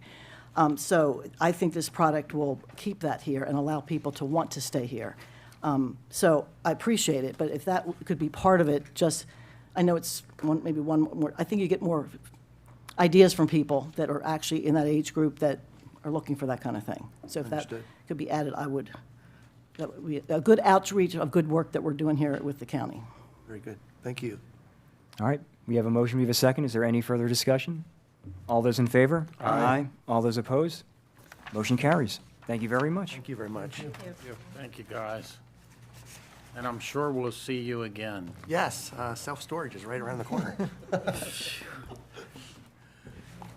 Thank you very much, gentlemen. Thank you, Daphne. Safe travels back. Up next, briefing and discussion and introduction to data centers. Data. Yes. Data? Potato, potato. Yeah, all right. I guess it's data. I call it data. Data. Data patata. Like the movie The Goonies. Data. Is it data or data? You can drive. Is one singular and one plural? Maybe. I don't think so. No. No. No, it's very good. What's the difference? Rednecks versus refined people? They're crazy if they're not. My daughter, the chemical engineer, knows it. She uses it all the time. You're going to get the answer. I'm gonna get the answer. Morning, Commissioners. Good morning to you. Yes, so as I'm sure you're aware, there has been a lot of talk both at a national, state, and local level regarding data centers. And so it's a very hot topic, one that's in flux. There's various state and federal legislation that's all been considered and so on and so forth. And as I'm sure you recall, a couple months ago, you passed a deferral on data centers to allow us some time to research the issue and come back and talk about it with you all. And if you wish, then we could move forward with looking at what kind of text amendments we would want to put in place at a local level to protect the county as we would wish from a zoning perspective. So we've been working for the past couple months on doing research, and Brenda is going to be walking through a presentation to just bring us all up to speed on terminology and concepts and issues that we're seeing at a state and federal level. And then if you would so wish, we can take whatever next steps you would like. So with that, I'll turn it over to Brenda. Good morning. Good Thank morning. Do I have 1 minute? you. We could give you 2. Okay, well, let me just first start by saying I am not a data center expert. You know, we've put together information based on the research that we've done at this point, but if you have questions that I can't answer, I will certainly look into it. So I guess the first thing to do is let's look at what are we actually talking about here. Data centers, generally the definitions are roughly the same. It's a facility, a building or a room that houses data. But what we're talking about is, for our purposes, is going to be a building or a facility, not a room inside of another use. The state has a definition of data centers. It basically matches what we already talked about. It's housing the equipment for the data infrastructure. Same with the federal, it's basically about the same. How many ways you can say the same thing? So the real question is, why do we care? And the reason we care is because we're trying to be prepared for what might be coming down the pipe here. The anticipated continued rapid expansion of data centers continues to be a trend and provides opportunities and challenges at the local levels. You have the potential to take advantage of tax revenue generation, potential infrastructure improvements, and community benefits, but it also comes with requirements that might need to be put in place to mitigate impacts and ensure long-term sustainability and strengthen the community. So here's just a couple pictures. One at the top corner is just a development plan of a data center. The other larger one is an example of a very large data center, and then the two at the bottom are what we probably won't be talking about too much in the rest of the presentation, but it's what the inside of a data center looks like. It's racks and racks and racks of data storage equipment. So we have a couple of terms that I did want to just go over real quickly. They aren't necessarily related to zoning requirements that we would maybe look at putting in place. They're more related to like ownership and management, but I just wanted to go over them quickly so that if you heard them, you'd know what they meant or how they fit in. So enterprise data center is basically, it's owned and operated, the entire thing, by one organization. So everything inside belongs to one group. A co-location facility is one where the owner of the facility leases or space to other organizations inside and then delivers infrastructure such as like the power and cooling, but the tenants themselves manage their own operations. A managed data center is very similar, but the difference is that the owner of the facility also manages the infrastructure and hardware in addition to the other things. So those are all basically terms about ownership and management. Not necessarily, like I said, it doesn't really matter to us so much because it's going to look the same on the outside, no matter what the management structure is inside. So the one thing that I found is there is no set standard for megawatt usage or size for data centers in terms of what you might call a certain data center. So we've grouped them into three sort of general sizes that we found. The first one on the small end is called an edge data center. And obviously this is the smallest and fits most easily into a community based on its size. The mid-size, and I'll look at these in more detail, I'm just giving you a sense of the size. The mid-size data centers, again, you can see there's a wide range of power usage and size requirements that fits into this. And then the hyperscale is the ones that are the giant, very, very large facilities. So if we look at the edge data center first, basically what we're looking at, it's called edge because it's on the edge of where the network users are. Like you and me and local businesses, we're the network users. So they put them closer to the customers so that they can sort of provide a bridge between your use, the Internet of Things, and where the data is stored and managed at a broader scale. Those would be in the midsize and hyperscale facilities. So they're generally they're decentralized and located near urban areas. An Internet of Things, I'll just bring up, you can see at the bottom, these are all the various uses that are now generating the increased demand. Our smartwatches, security cameras, all of the computer needs that we have, printers, everything that's wireless and generating data, that's all in the Internet of Things. So the edge data center helps to provide faster service to the customers who are located near it. And this is just an example of what an edge data center might look like. You can see it is a little bit smaller scale than what you might picture, but it can also be even smaller yet. The subset of edge data centers are the containers. You see this is actually a small shipping container, and they're designing these to be portable so that they can be moved to where they're needed. Then you have the mid-size, which is pretty much everything between edge and hyperscale. It's designed to fill that gap. It's popular for certain types of uses, and they're often found in like corporate campus settings, like an industrial or employment campus. They might look like an office building within that setting. And here's some examples. And these are all different sizes. They could be even smaller than this, but it's just in a corporate setting, this is what it might look like. The one on the top right is the developing center. Then we have hyperscale. These are the largest of the data centers, and these are what you see very prolific, rapid development in Northern Virginia. So the hyperscales are generally responding to the growth of things like 5G, AI, Internet of Things deployments, and often they're so big that the buildings themselves that do represent the hyperscale facility are designed as a campus facility themselves, not in a campus, but they are the campus. They can be designed to scale up if they need to be bigger.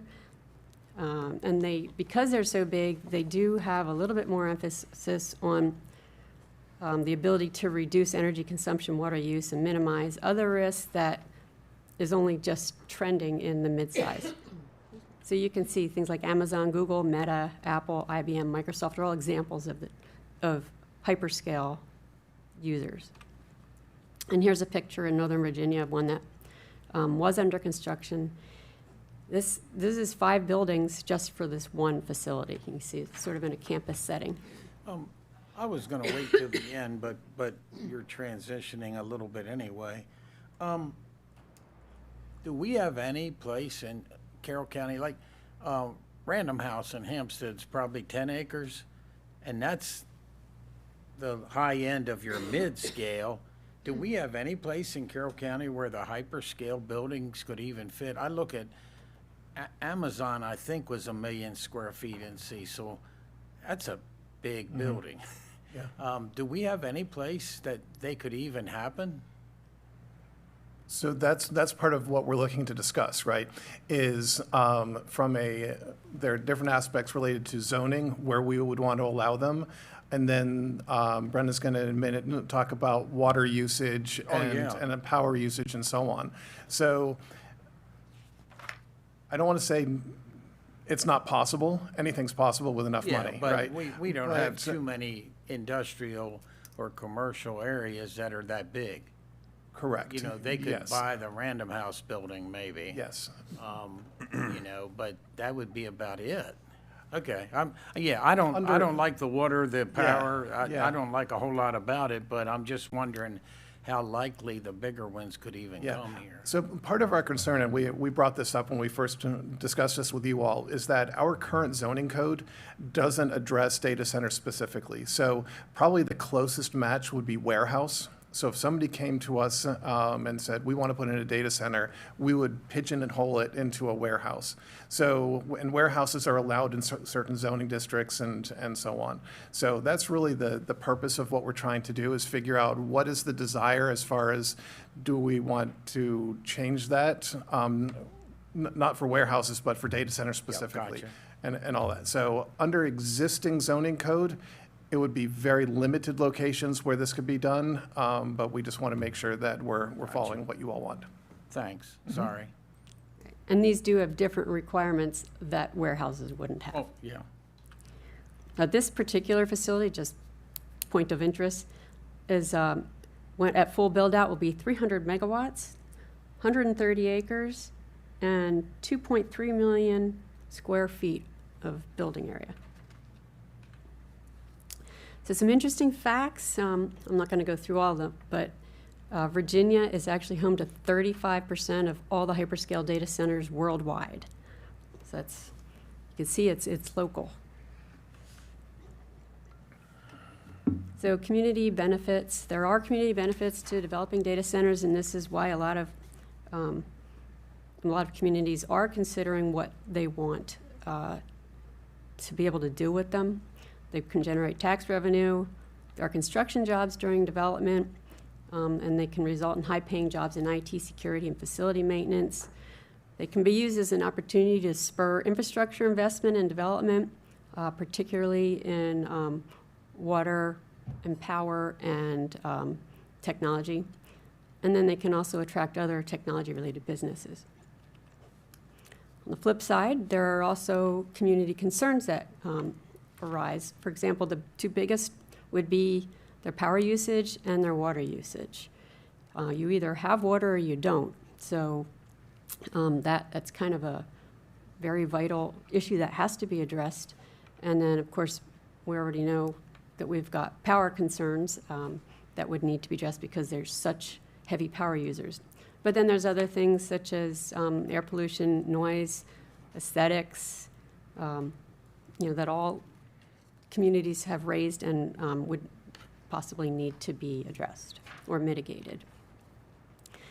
At the state level, there's not a whole lot of requirements for data centers just yet. It is required to get a CPCN. No, it's not. Never mind. It's required to get an air quality permit from MDE. and also would need a water appropriation permit from MDE if it's not on public water.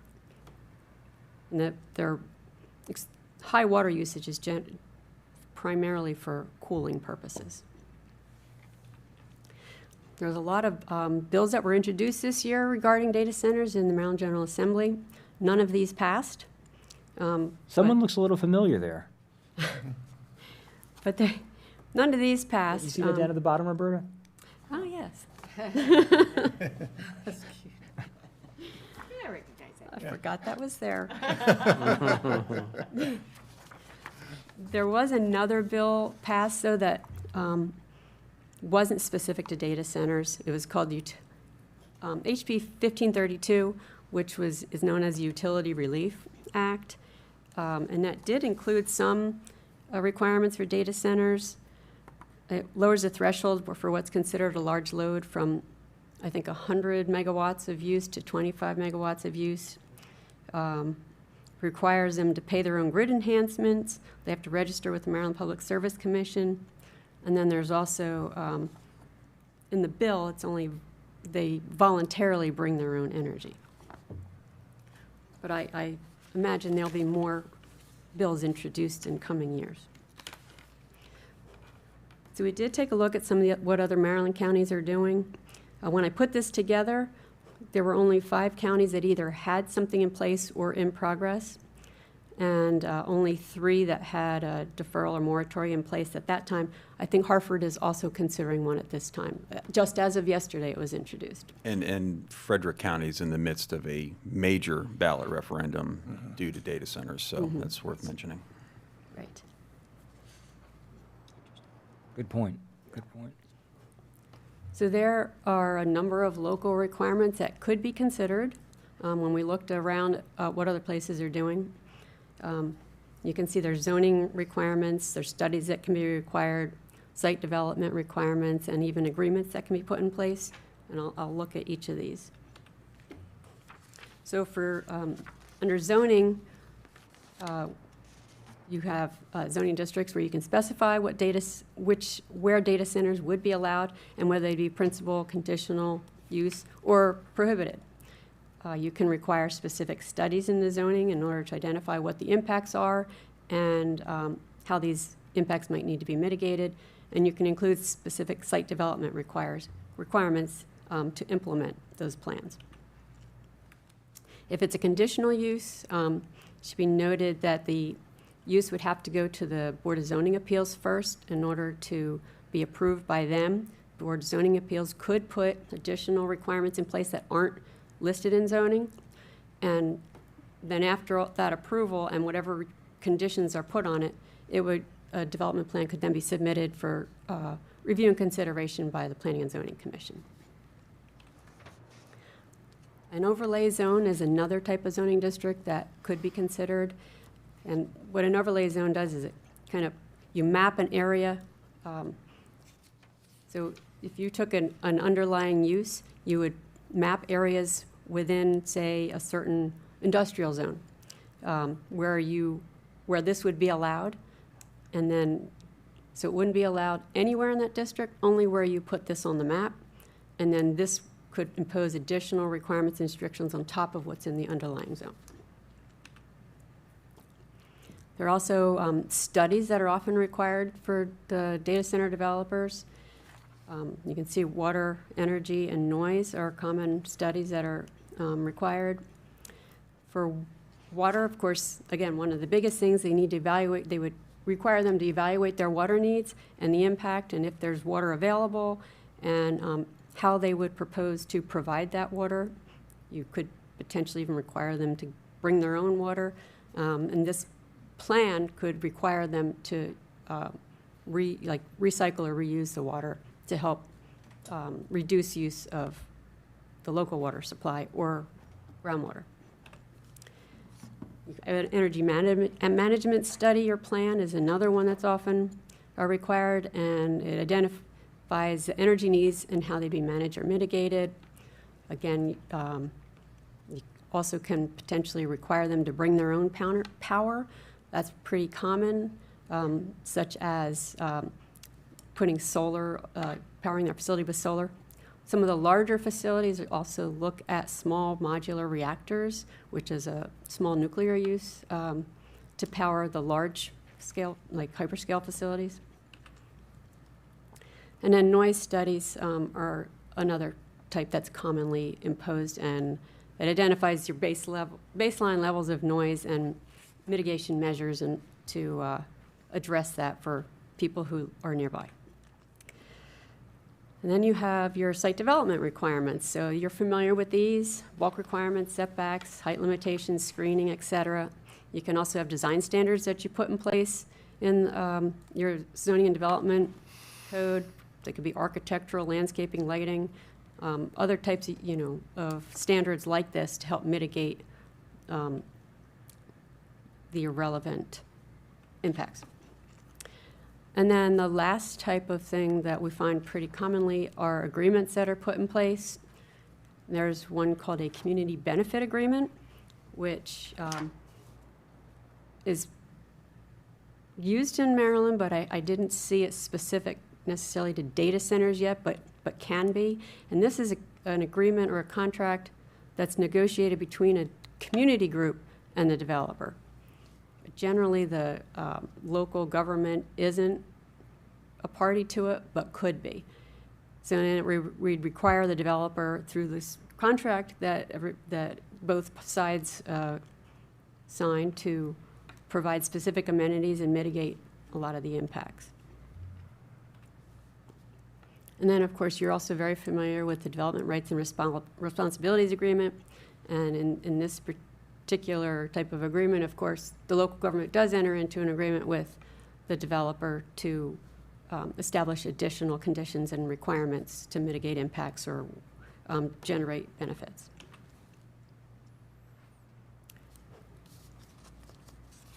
So I'm going to turn it over to Chris to kind of get a sense from you of what direction you might want to go.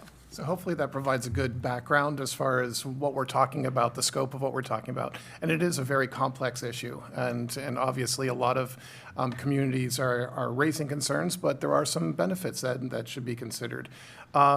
So at this point, we're basically looking for your thoughts and what direction you'd like us to take. There are some, as Brenda mentioned, size considerations. So we can certainly talk about, do we want to treat edge data centers differently than the mid-size and hyperscale? We could come up with 3 different options, 2 different options, those sorts of things, and all the associated bulk requirements and so on related to both. So really, we're looking for your feedback as far as what direction you would like us to take. We could certainly put together a work session and discuss this in more detail with you all if you wanted, or we could start working with Planning Commission and obviously doing more research and also seeing what other jurisdictions at the federal and state level and come up with kind of the best practices and recommendations to you all. And work through the Planning Commission with some actual text amendment suggestions. So first of all, first of all, Chris, I just want to say thank you to you and Brendan, to everybody for putting this presentation together. I mean, I know it's a lot of research, and a lot of this is ever evolving as every year yields new technology parameters and new I guess you would call them developments within AI and data centers and everything they're involved in. So for me, and I'm certainly not going to speak for any of my colleagues, I mean, while I appreciate all of the research and the information that you've provided to us, I mean, for me, I guess for me, it really does come down to a question of community and energy, right? So, and if you don't have the answer to this particular question today, that's quite okay. So what size determines whether on-site power generation or drawing from the grid is appropriate for a data center, right? And the reason why I ask that is obviously because we're dealing with MPRP. And so if Virginia needs energy from Pennsylvania and they need our county to convey that energy to Virginia, who might we end up drawing our energy from, and who are we going to infringe upon to get it, right? So I think with data centers, by their nature, it isn't just a question of how it affects the places in which they are constructed, but how do they affect the places that surround them, because those places invariably are going to have to, in some way, shape, or form, contribute to a data center. And so for us personally, how do they demonstrate a fittingness within the community as it exists? As we, went through that whole exercise with solar, and we're continuing to fight solar and the transmission lines now. Are these in keeping with the nature and the character of Carroll County? And personally, I would argue that they're not. Again, my colleagues may disagree with me and maybe, suggest restrictions or a way to maybe advance some middle path. But for me, I just don't see how data centers, especially the hyperscale or even the mid-size, for that matter, would demonstrate a fittingness to the fabric of our county. So that's just at least where I'm coming from. And along with that, you talked energy, and I don't think we need a work session. I think you guys need to get more information and to go through the process. But my concern is also water. I know, like, we were going to build for a marijuana place. They recycled the water, could reuse it, so their needs weren't much once they got going, and they didn't put much into the sanitary sewer. Is that the case here, or does it evaporate? Can they reclaim it? I think, as well as energy, you need to find out how much water will they need, and in Virginia, there's plenty of data. Or data, whatever. But, and how much goes into the sanitary sewer, because I think that's important, because my inclination is similar to yours. I don't know if we want them, but we need to know the facts of what they do, and how can we tax them? Can we get income that offsets some of the issues? So That's a good question. Yeah, I appreciate that. Aside from what you're going to hear from us individually up here, I'm not really sure I have much of a direction for you to go at this point in terms of a work session or sending this to the Planning and Zoning Commission. I mean, we did put a 12-month moratorium, for lack of a better term, on these, and I feel like we do have time. We are discussing this issue right now. It's the right thing to do. Counties throughout the Mid-Atlantic, right next door, in fact, in Frederick County, are struggling with this issue because they didn't foresee the problems, they didn't prepare, perhaps, and I think in a lot of cases, they just didn't care. They look at the revenue side of this, and incidentally, all these counties that are going down this route, they're the same counties that have deficits every single year. This has not solved their spending problems, hasn't given more money to schools and parks and recreation, all the things that people in this county care about. So that's an irony that shouldn't be ignored. But this is certainly something that we should definitely be looking at, and maybe there's a right way to do this at some point. Self-sufficiency in terms of energy, water, and all those things. Yes, they are putting an enormous strain on energy grids, and at the same time, it has been proven, and the Maryland Office of People's Counsel and a lot of other entities and organizations around the state, these data centers are raising people's electric and water bills. I mean, that's just the facts of the matter. So I'm very glad we're taking a look at this. People in Carroll County deserve this. We're not saying we don't want them, but if there's a right way to do it, then that's where we need to be going. But this is what people, especially in rural counties like ourselves, this is what people expect out of us. And what we're seeing throughout the state and Northern Virginia, it's a real mess.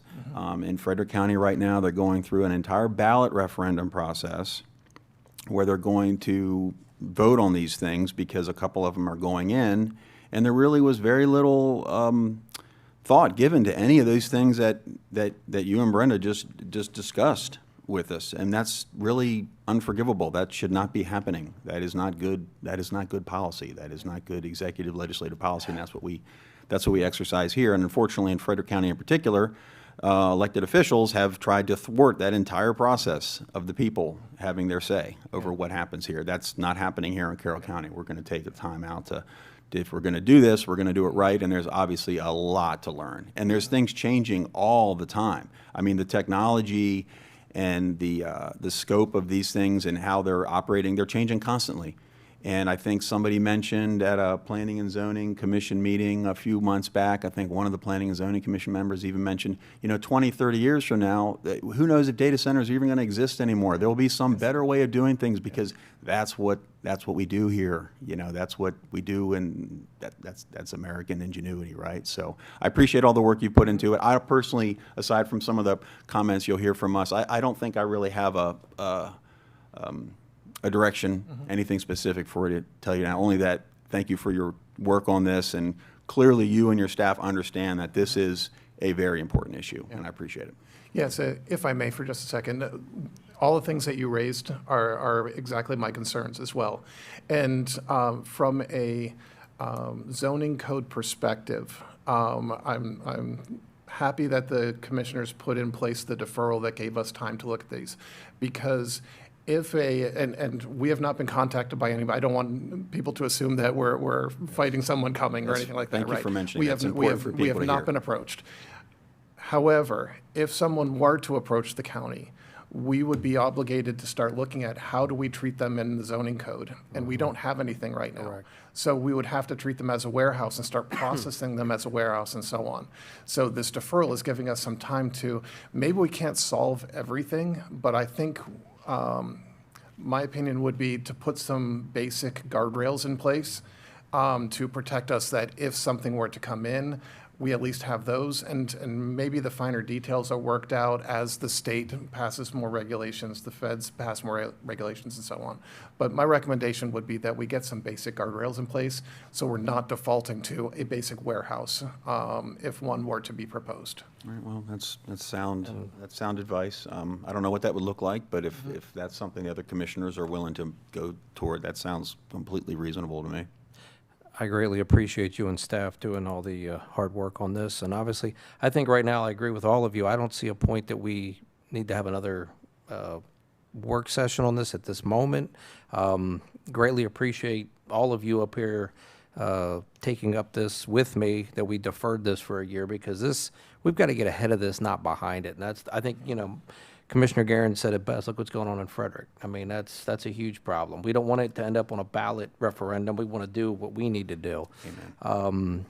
And I think right now the best thing is to figure out how do we approach this. And, to Mr. Hines' point about it being a warehouse, we know it's not a warehouse. It just falls in that category currently. Right. So I think we're doing the right. I know we're doing the right thing, but I really appreciate all of us taking the time and effort and energy, because obviously we do have limited water. It is affecting people's electric bills. And I think we're doing this in the most respectful way possible. I do think we need to come up with some language in the future. Doesn't need to be right now, but before we run out of time, unless we're to extend this deferral, I think we do need to get something in place, because the last thing we want to do, and luckily it hasn't happened, it won't happen, is have somebody come in and be able to make it as a warehouse. So I greatly appreciate all the work. Last but not least, so I appreciate, again, that you were proactive on this, because it's going to take a long time to get involved. I cannot see how you can do this alone. And when I say alone, this is a regional issue, and I had thought some of these bills had maybe passed. We almost need to work with someone else that's either doing it. You can't do this alone. I mean, it's all new frontier. So, and I want to say, I think that we, the policymakers, the elected officials, should be helping you. It should not be punted to the Planning Commission at this point. We're the policymakers on policy. But getting the information and working with other counties, or even talking to the pros and cons in Loudoun County, what guardrails can we put up, either to discourage it, to make sure it's mediated if it would present itself, but what are all the options? I don't know about all the environmental issues. No one really talks about them. We know about the energy use. And all I can tell you is, whether we put them or someone else puts them, right now, the energy we're going to pay for, because it's so messed up how this is being determined. Loudoun County's they're eating our lunch with power. They're getting my daughter lives in Loudoun County. Their electric bill is no complaint, like ours.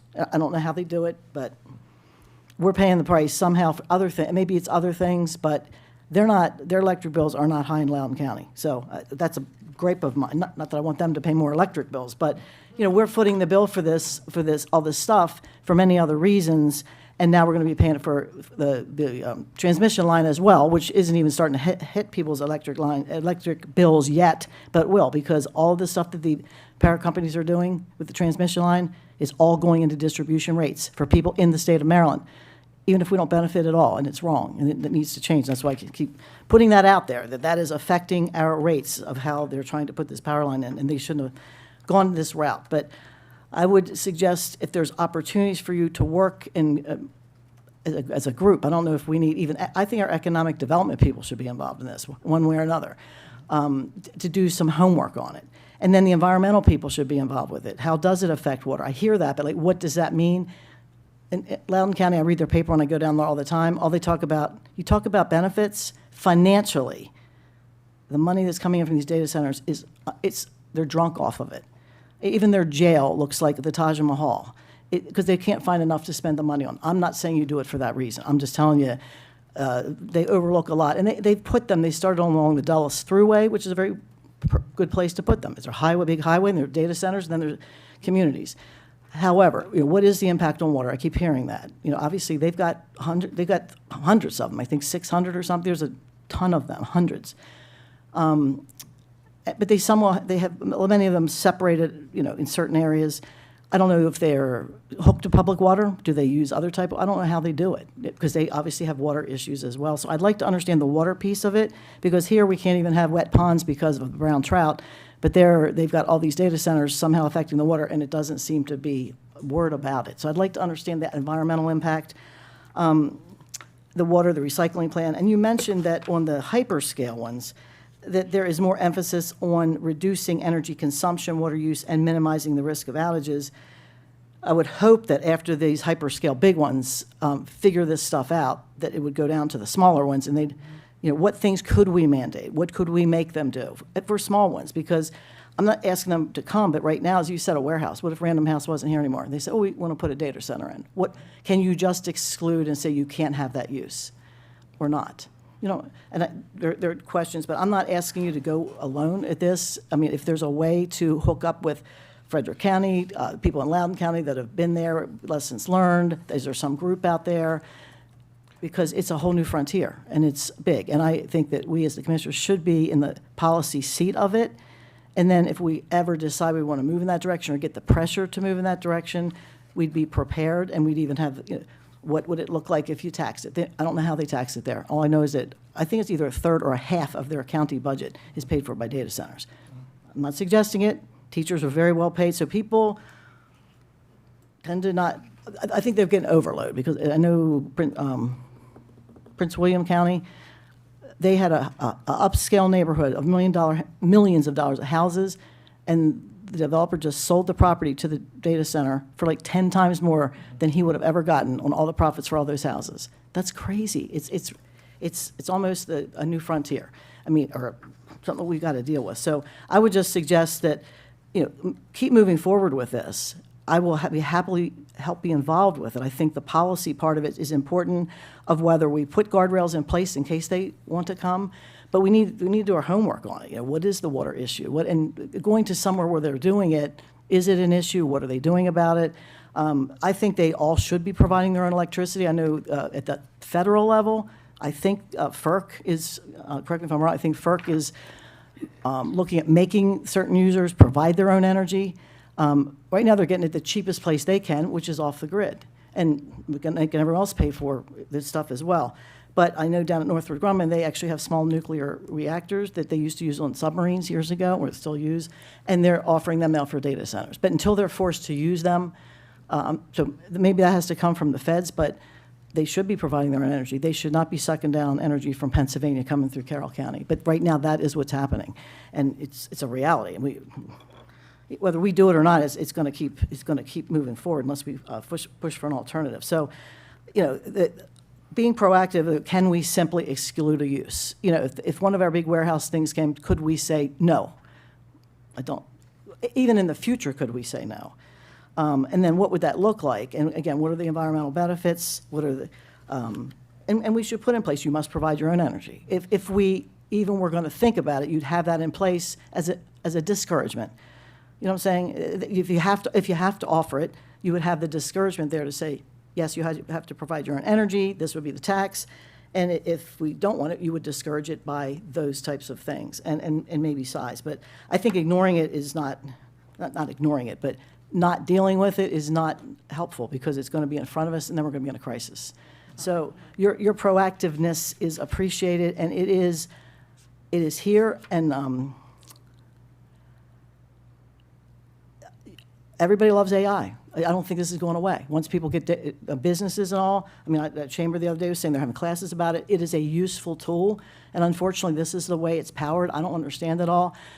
That demand is not going to go away. So we've got to realize that. And again, it could be all around us, but then what does it mean if it presents itself here?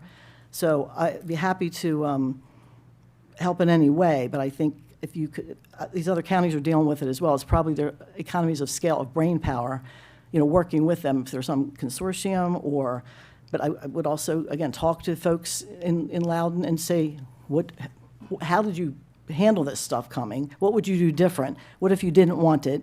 They probably know some of those things that we don't know. And that's our normal course of action when we're dealing with something like this. We work with MACO, we work with the various counties, we talk to our cohorts in other jurisdictions and so on. That's just normal process. But it's all new to them too. I mean, you know what I'm saying? You have your regular job to do. This is a whole big issue that could take a lot of staff time, and we're not that huge to That's what absorb we have that. Brenda for.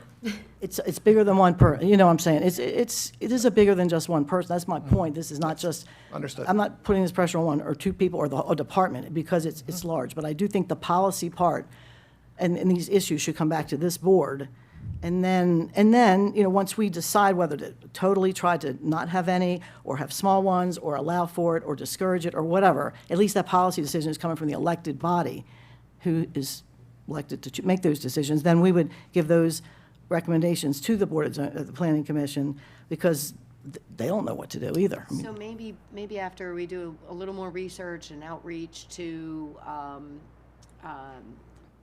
counties like Loudoun and other places, maybe there are a few others around the country, as you said, what they've done right, what would they do again, maybe Frederick County, what are they doing, et cetera, that we flesh out some possible courses of action, some things to think about, and then have an in-depth conversation with the board at that point, more stuff for you to chew on, and then you can give more specific direction of where you want to go policy-wise to the Planning Commission. We want them to start the process, but not go to the Planning Commission, come back to us, and then That one seems to be what question. Krebs is at least I hate to see us do it in a panic because somebody's asked for one. Right. So I think we need to do it now.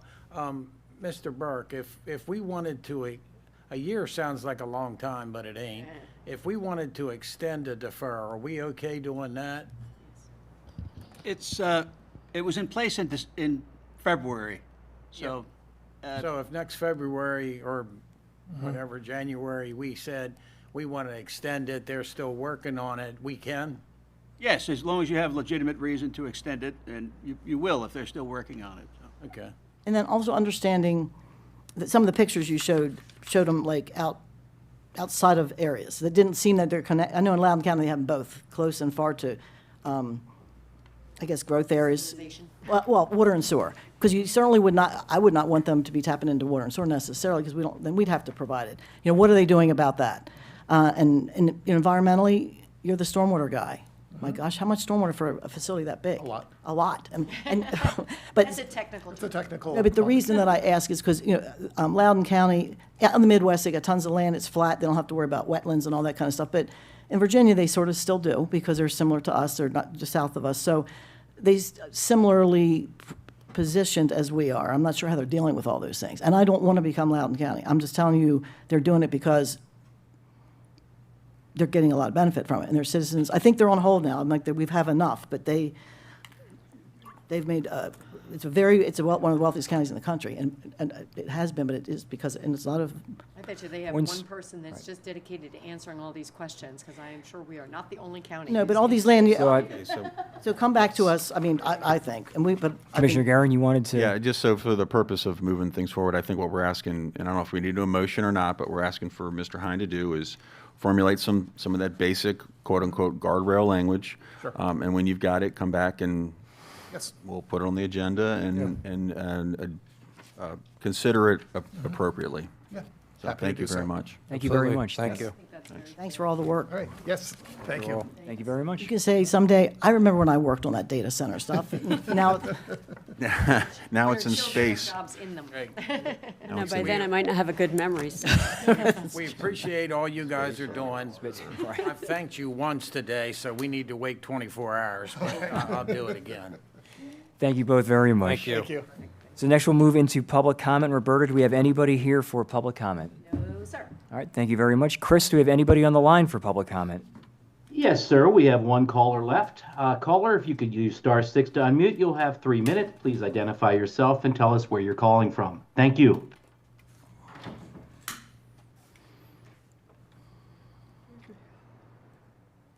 Miss Adelaide. Yes. Yes, good morning. Can you hear me? Yes. yes. Thank you. Good morning, commissioners. I did get my timer on. You're always worth the wait. Catherine Adelaide, one of 9 members of the Carroll County Republican Central Committee.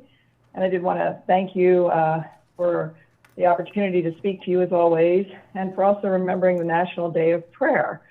Our country needs prayer, and we also need action. Prayer is the starting point, but we need to take the next steps and do action, which I know these commissioners both pray and act, so I appreciate that. Okay, big news. Our big news for Carroll County Republican Central Committee is the MDGOP Spring Convention, which begins tomorrow, runs through Saturday at Rocky Gap Resort in beautiful Allegheny County. So pray for that event. I did want to thank the Central Committee again for purchasing a full-page ad for the Maryland Right to Life Convention. That's my big news of today, because 1 week from Saturday, May 16th, will be the Maryland Right to Life Convention in beautiful Gambrills. There'll be an opening prayer breakfast from 8 to 9. The convention runs from 9 to 5:30 with food trucks for a picnic lunch and a closing cookout with live music. The theme is A Rising Tide for Life. It's a family-friendly event. There will be no victim images, and it's to educate and encourage the next generation of pro-lifers.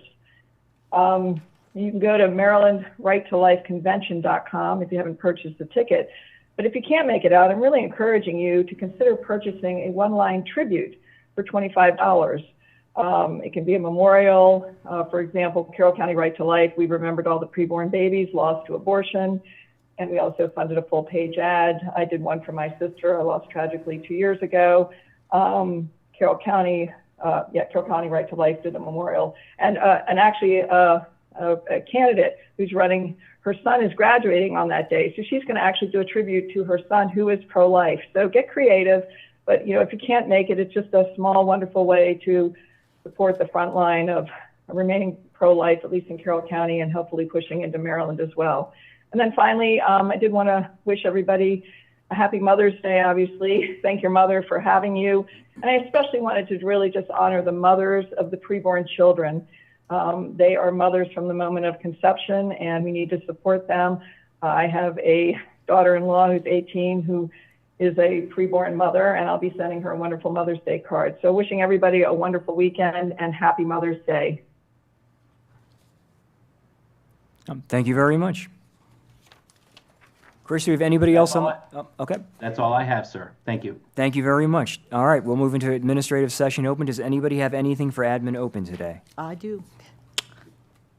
I hope I wrote this right if I didn't. It was brought to my attention that our deferrals on the other agenda items are coming up in June.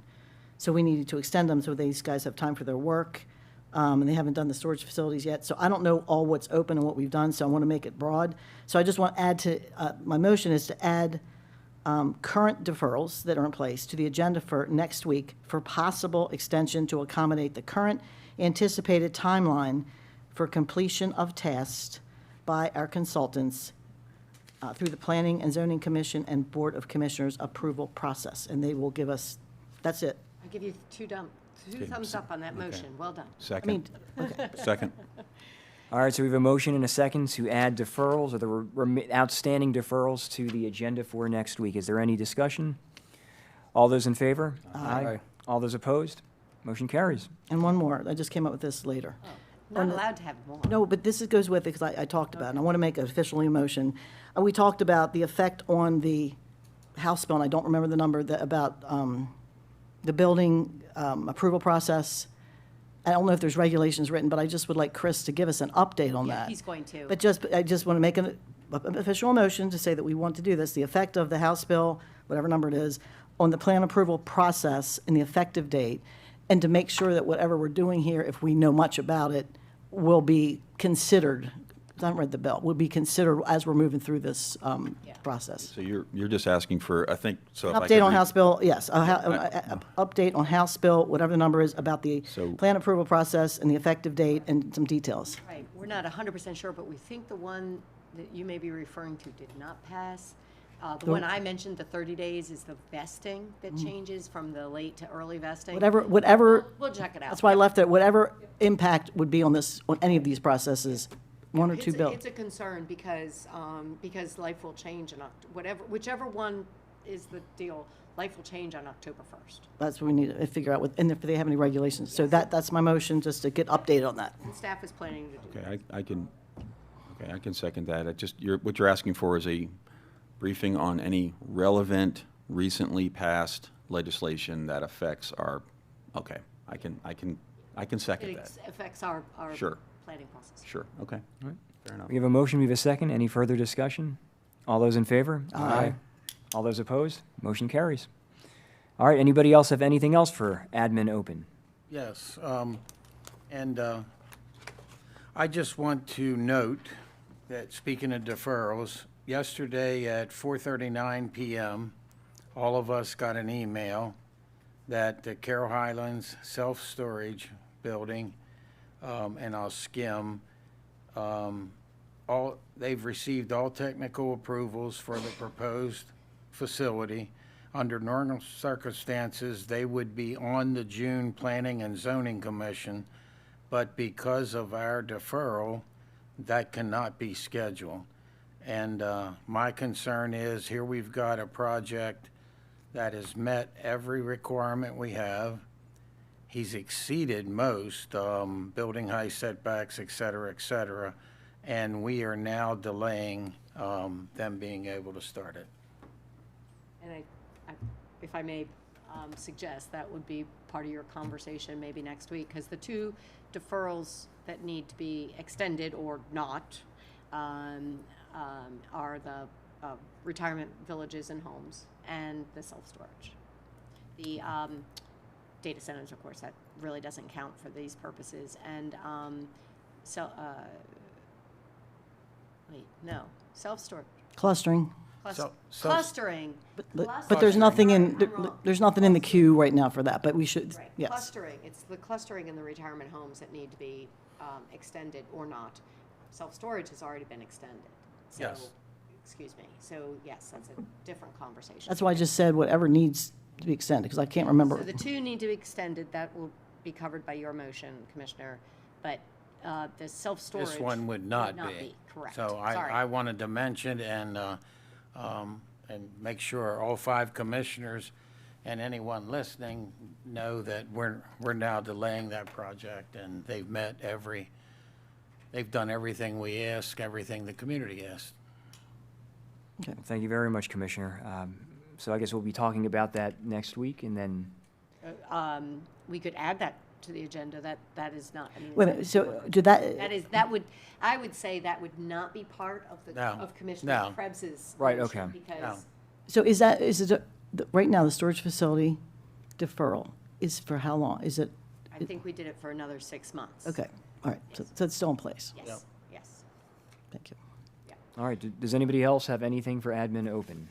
Can I just Oh, I'm ask for sorry, I thought- clarity? yes. Do we want to add this, whether you want to continue the self-storage deferral for this particular property or not to the agenda next week as an agenda item? I think, that's your I request, think, Commissioner I think Tyler, given right? the conversation on deferrals, we should.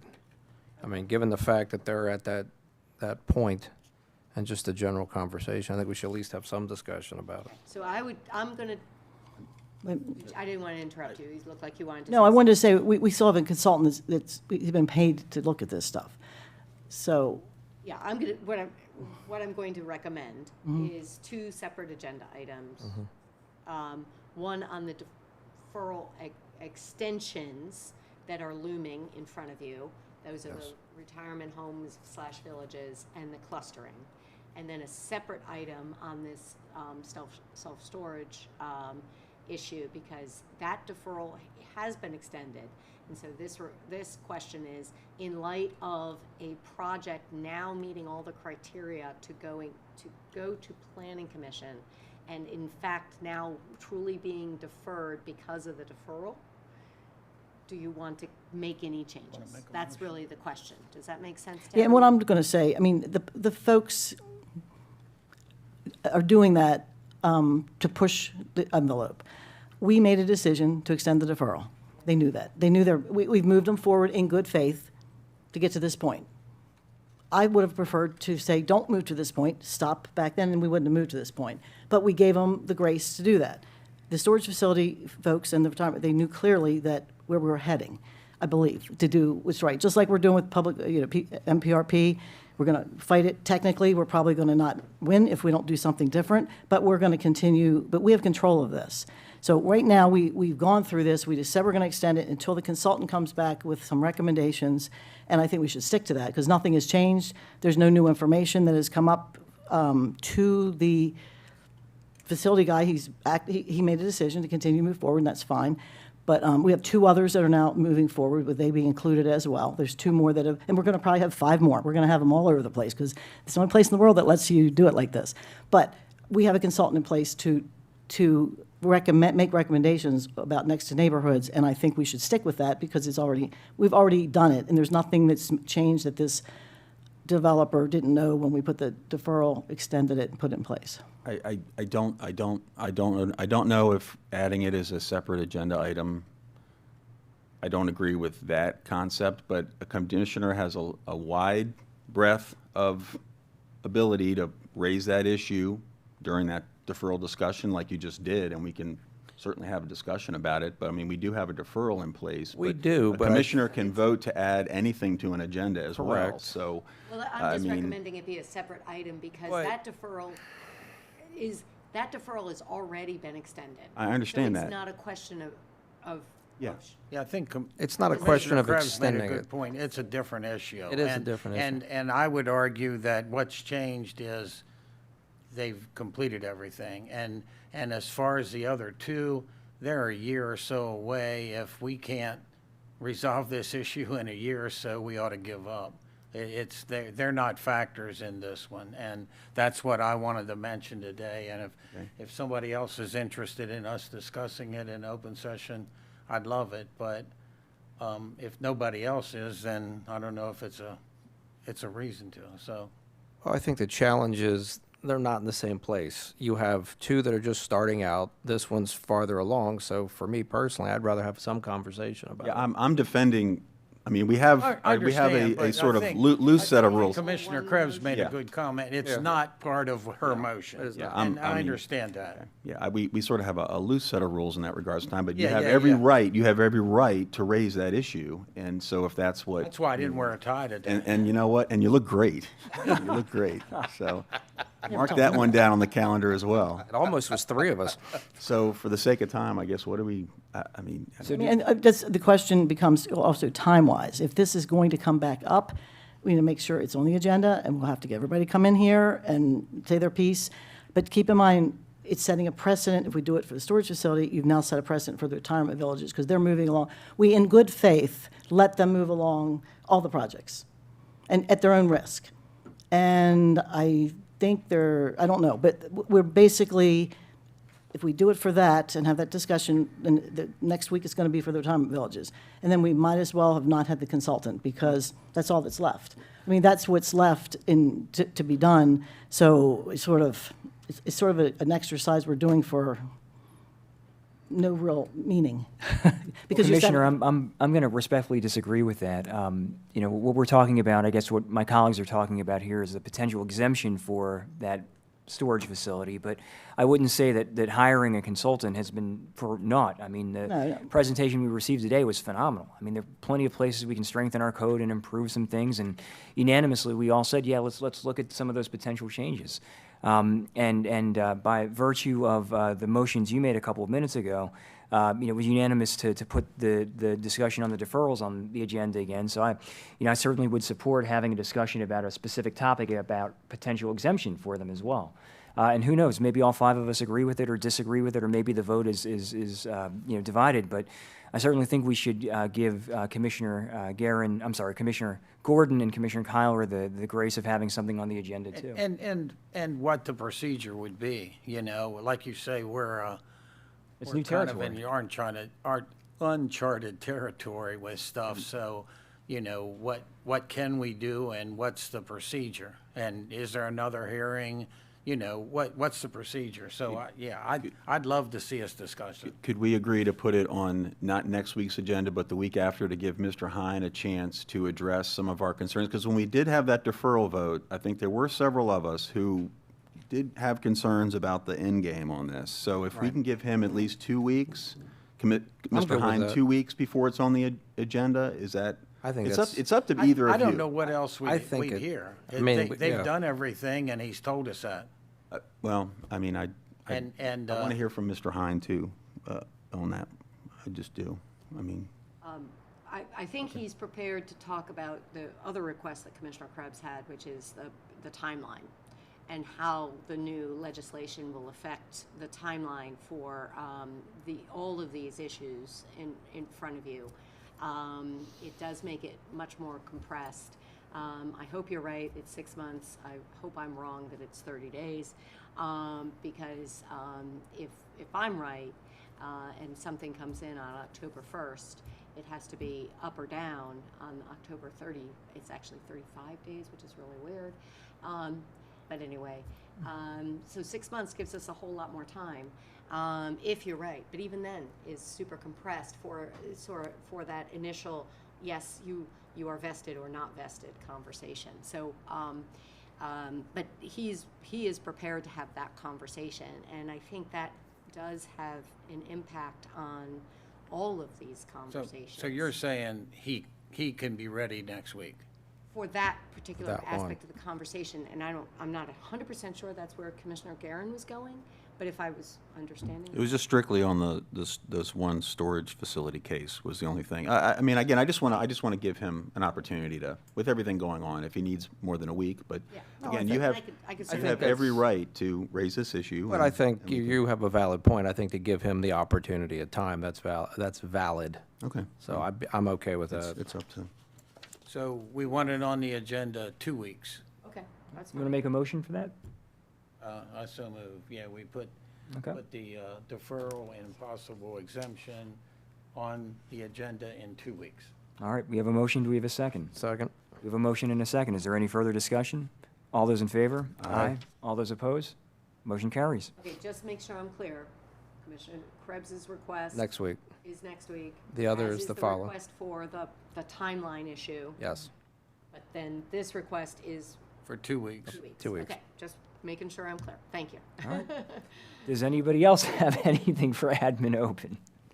All right, hearing nothing, we'll go into agenda review for the week of No May. one said it was going to be easy. That's, yep. It's a good discussion. That was a very good discussion. Good morning, Nice seeing you, Wanda. Wanda. Good morning, Wanda. How are you? Good.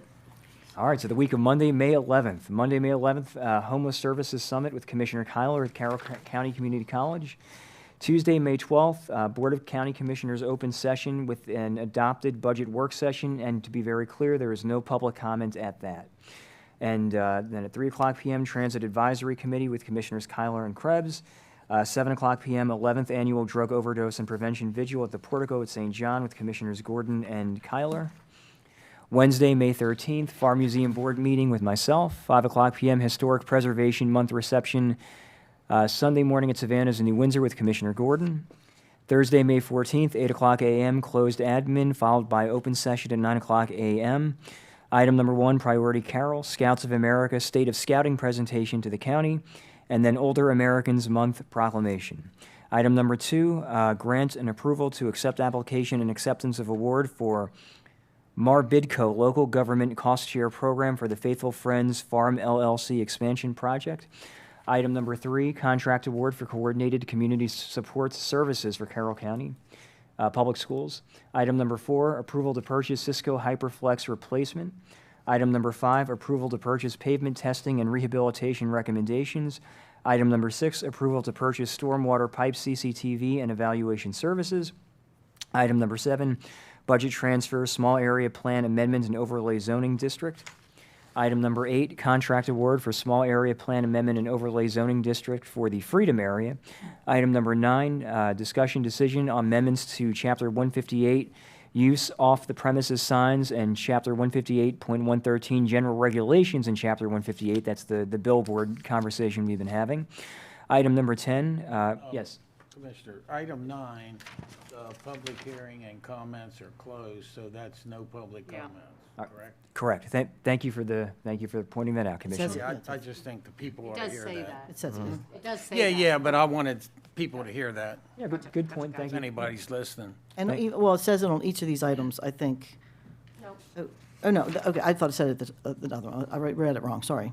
Nope, no worries. Item number 10, briefing discussion, possible decision on proposed amendments to Chapter 150 Forest Conservation. Item number 11, work session on road design and traffic impact studies, but we also now have the 2 items that Commissioner Krebs raised as well. So do we want to postpone the work session on road design and traffic impact studies? Because I think that we probably will have a full agenda otherwise. Is everybody okay with pushing that off a week, the road studies work session?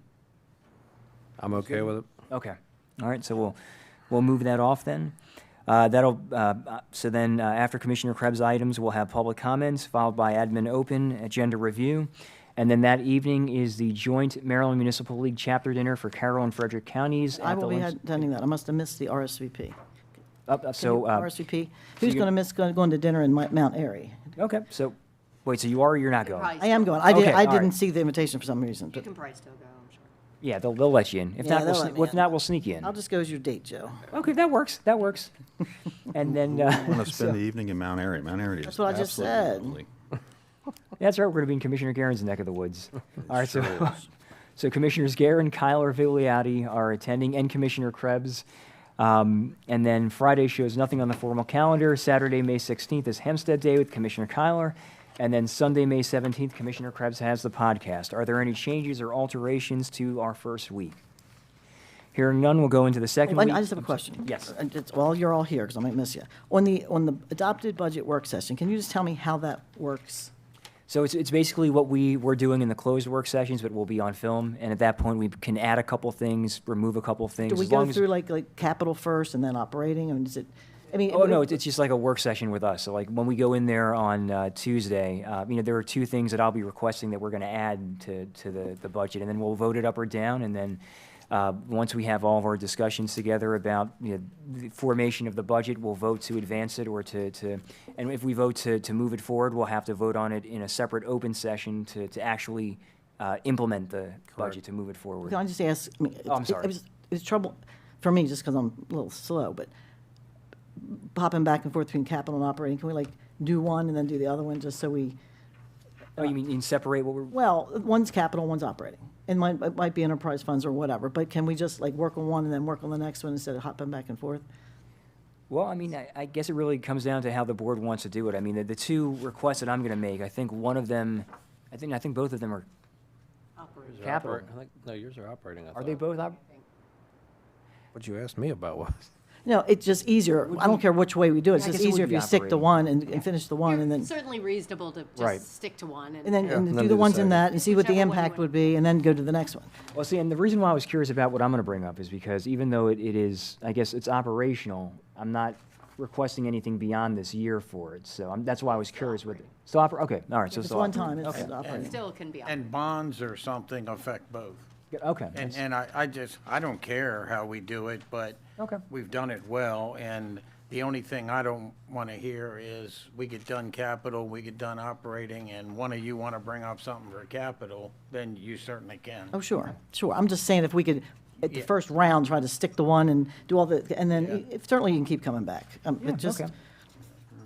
All right. Makes sense. All right, again, And that's here, that's in this room. I'm in this room, okay. all right. So the week of Monday, May 18th, if there's nothing else for the previous week, formal calendar for Monday, May 18th shows nothing. Tuesday, May 19th, 7:30 a.m., Chamber of Commerce Annual Public Safety Awards. All 5 of us are slated to attend. And at 9 o'clock a.m., Planning and Zoning Commission. However, if needed, at 10 o'clock a.m., we will have a second adopted budget work session if needed. And Wanda, I'll be at Planning and Zoning if we don't need that. So we could indeed accept the final budget at either meeting. Correct. so after we make the changes, if we make stuff the next, which we were, there'll be little things. Yep. Do we have any time requirements having to have that out for a certain amount of time? Is there anything? No. No, it's just done. As long as we're not doing something like raising taxes or Yeah, there are certain changes you cannot make after the public hearing has happened. You can't raise taxes without another public hearing, for example. And just to be very clear, we're not raising taxes. I just want to be very clear about that. Thank you for That pointing was that just out. an easy example. We are not raising taxes. No, but what I guess what I'm saying is, if we all, put these things in, and somebody's expecting that we do something else, There is nothing more, Yeah. unless, no, but we might not do, we're saying we might not do the second work session because we might not need it. Right. But if the people that ask us to do these things know that it didn't happen, well, we can talk about it next week. I'm not sure what they are. Okay, So if and we needed, can talk further. okay, so if needed, public budget work session, and there will be no public comment at that. Then at 2 o'clock p.m., Veterans Advisory Meeting with Commissioners Gordon and Kyler. 5 o'clock p.m., certificate ceremony for Academy of Health Professionals at the Career and Tech Center. And certificate ceremony for Child Development and Early Education Engineering at the Career and Tech Center. So far, nobody is slated to attend that. Wednesday, May 20th. Wow, Wednesday, May 20th, there's a lot going on. Springfield Hospital Center's 130th anniversary celebration, Commissioners Gordon and Kyler. And I'll be there. I've been at RSVP 2 months ago, and we've Wanda, got I a will citation. not be. Okay. There's so, a citation that's Revs and been prepared for them. All right. Historical Society of Carroll County Board Meeting, Cocky's Tavern, Westminster, with Commissioner Gordon. Certificate ceremony for Biomedical Criminal Justice Building Maintenance at Carroll County Career and Tech Center, followed by the Carroll County Community College Board of Trustees meeting in the Great Hall with Commissioner Kyler. 7 o'clock p.m., certificate ceremony for Cosmetology Interactive Media at the Career and Tech Center. The Emergency Services Advisory Council at 7 o'clock p.m. with Commissioner Guerin. And then at 7 o'clock p.m., New Windsor Fire and Hose Company No. 1 Parade in New Windsor. Thursday, May 21st, 8 o'clock a.m., closed admin for the Board of Commissioners, followed by open session for the Board of Commissioners at 9 o'clock a.m. Item number 1, Priority Carroll. Item number 2, FY27 budget adoption. So that's the big budget vote. 10 o'clock a.m., followed by item number 3, briefing discussion, introduction to water resources elements. And I would imagine that is where we will do the work session on roads if we can fit it in. Followed by public comments, admin open, and agenda review.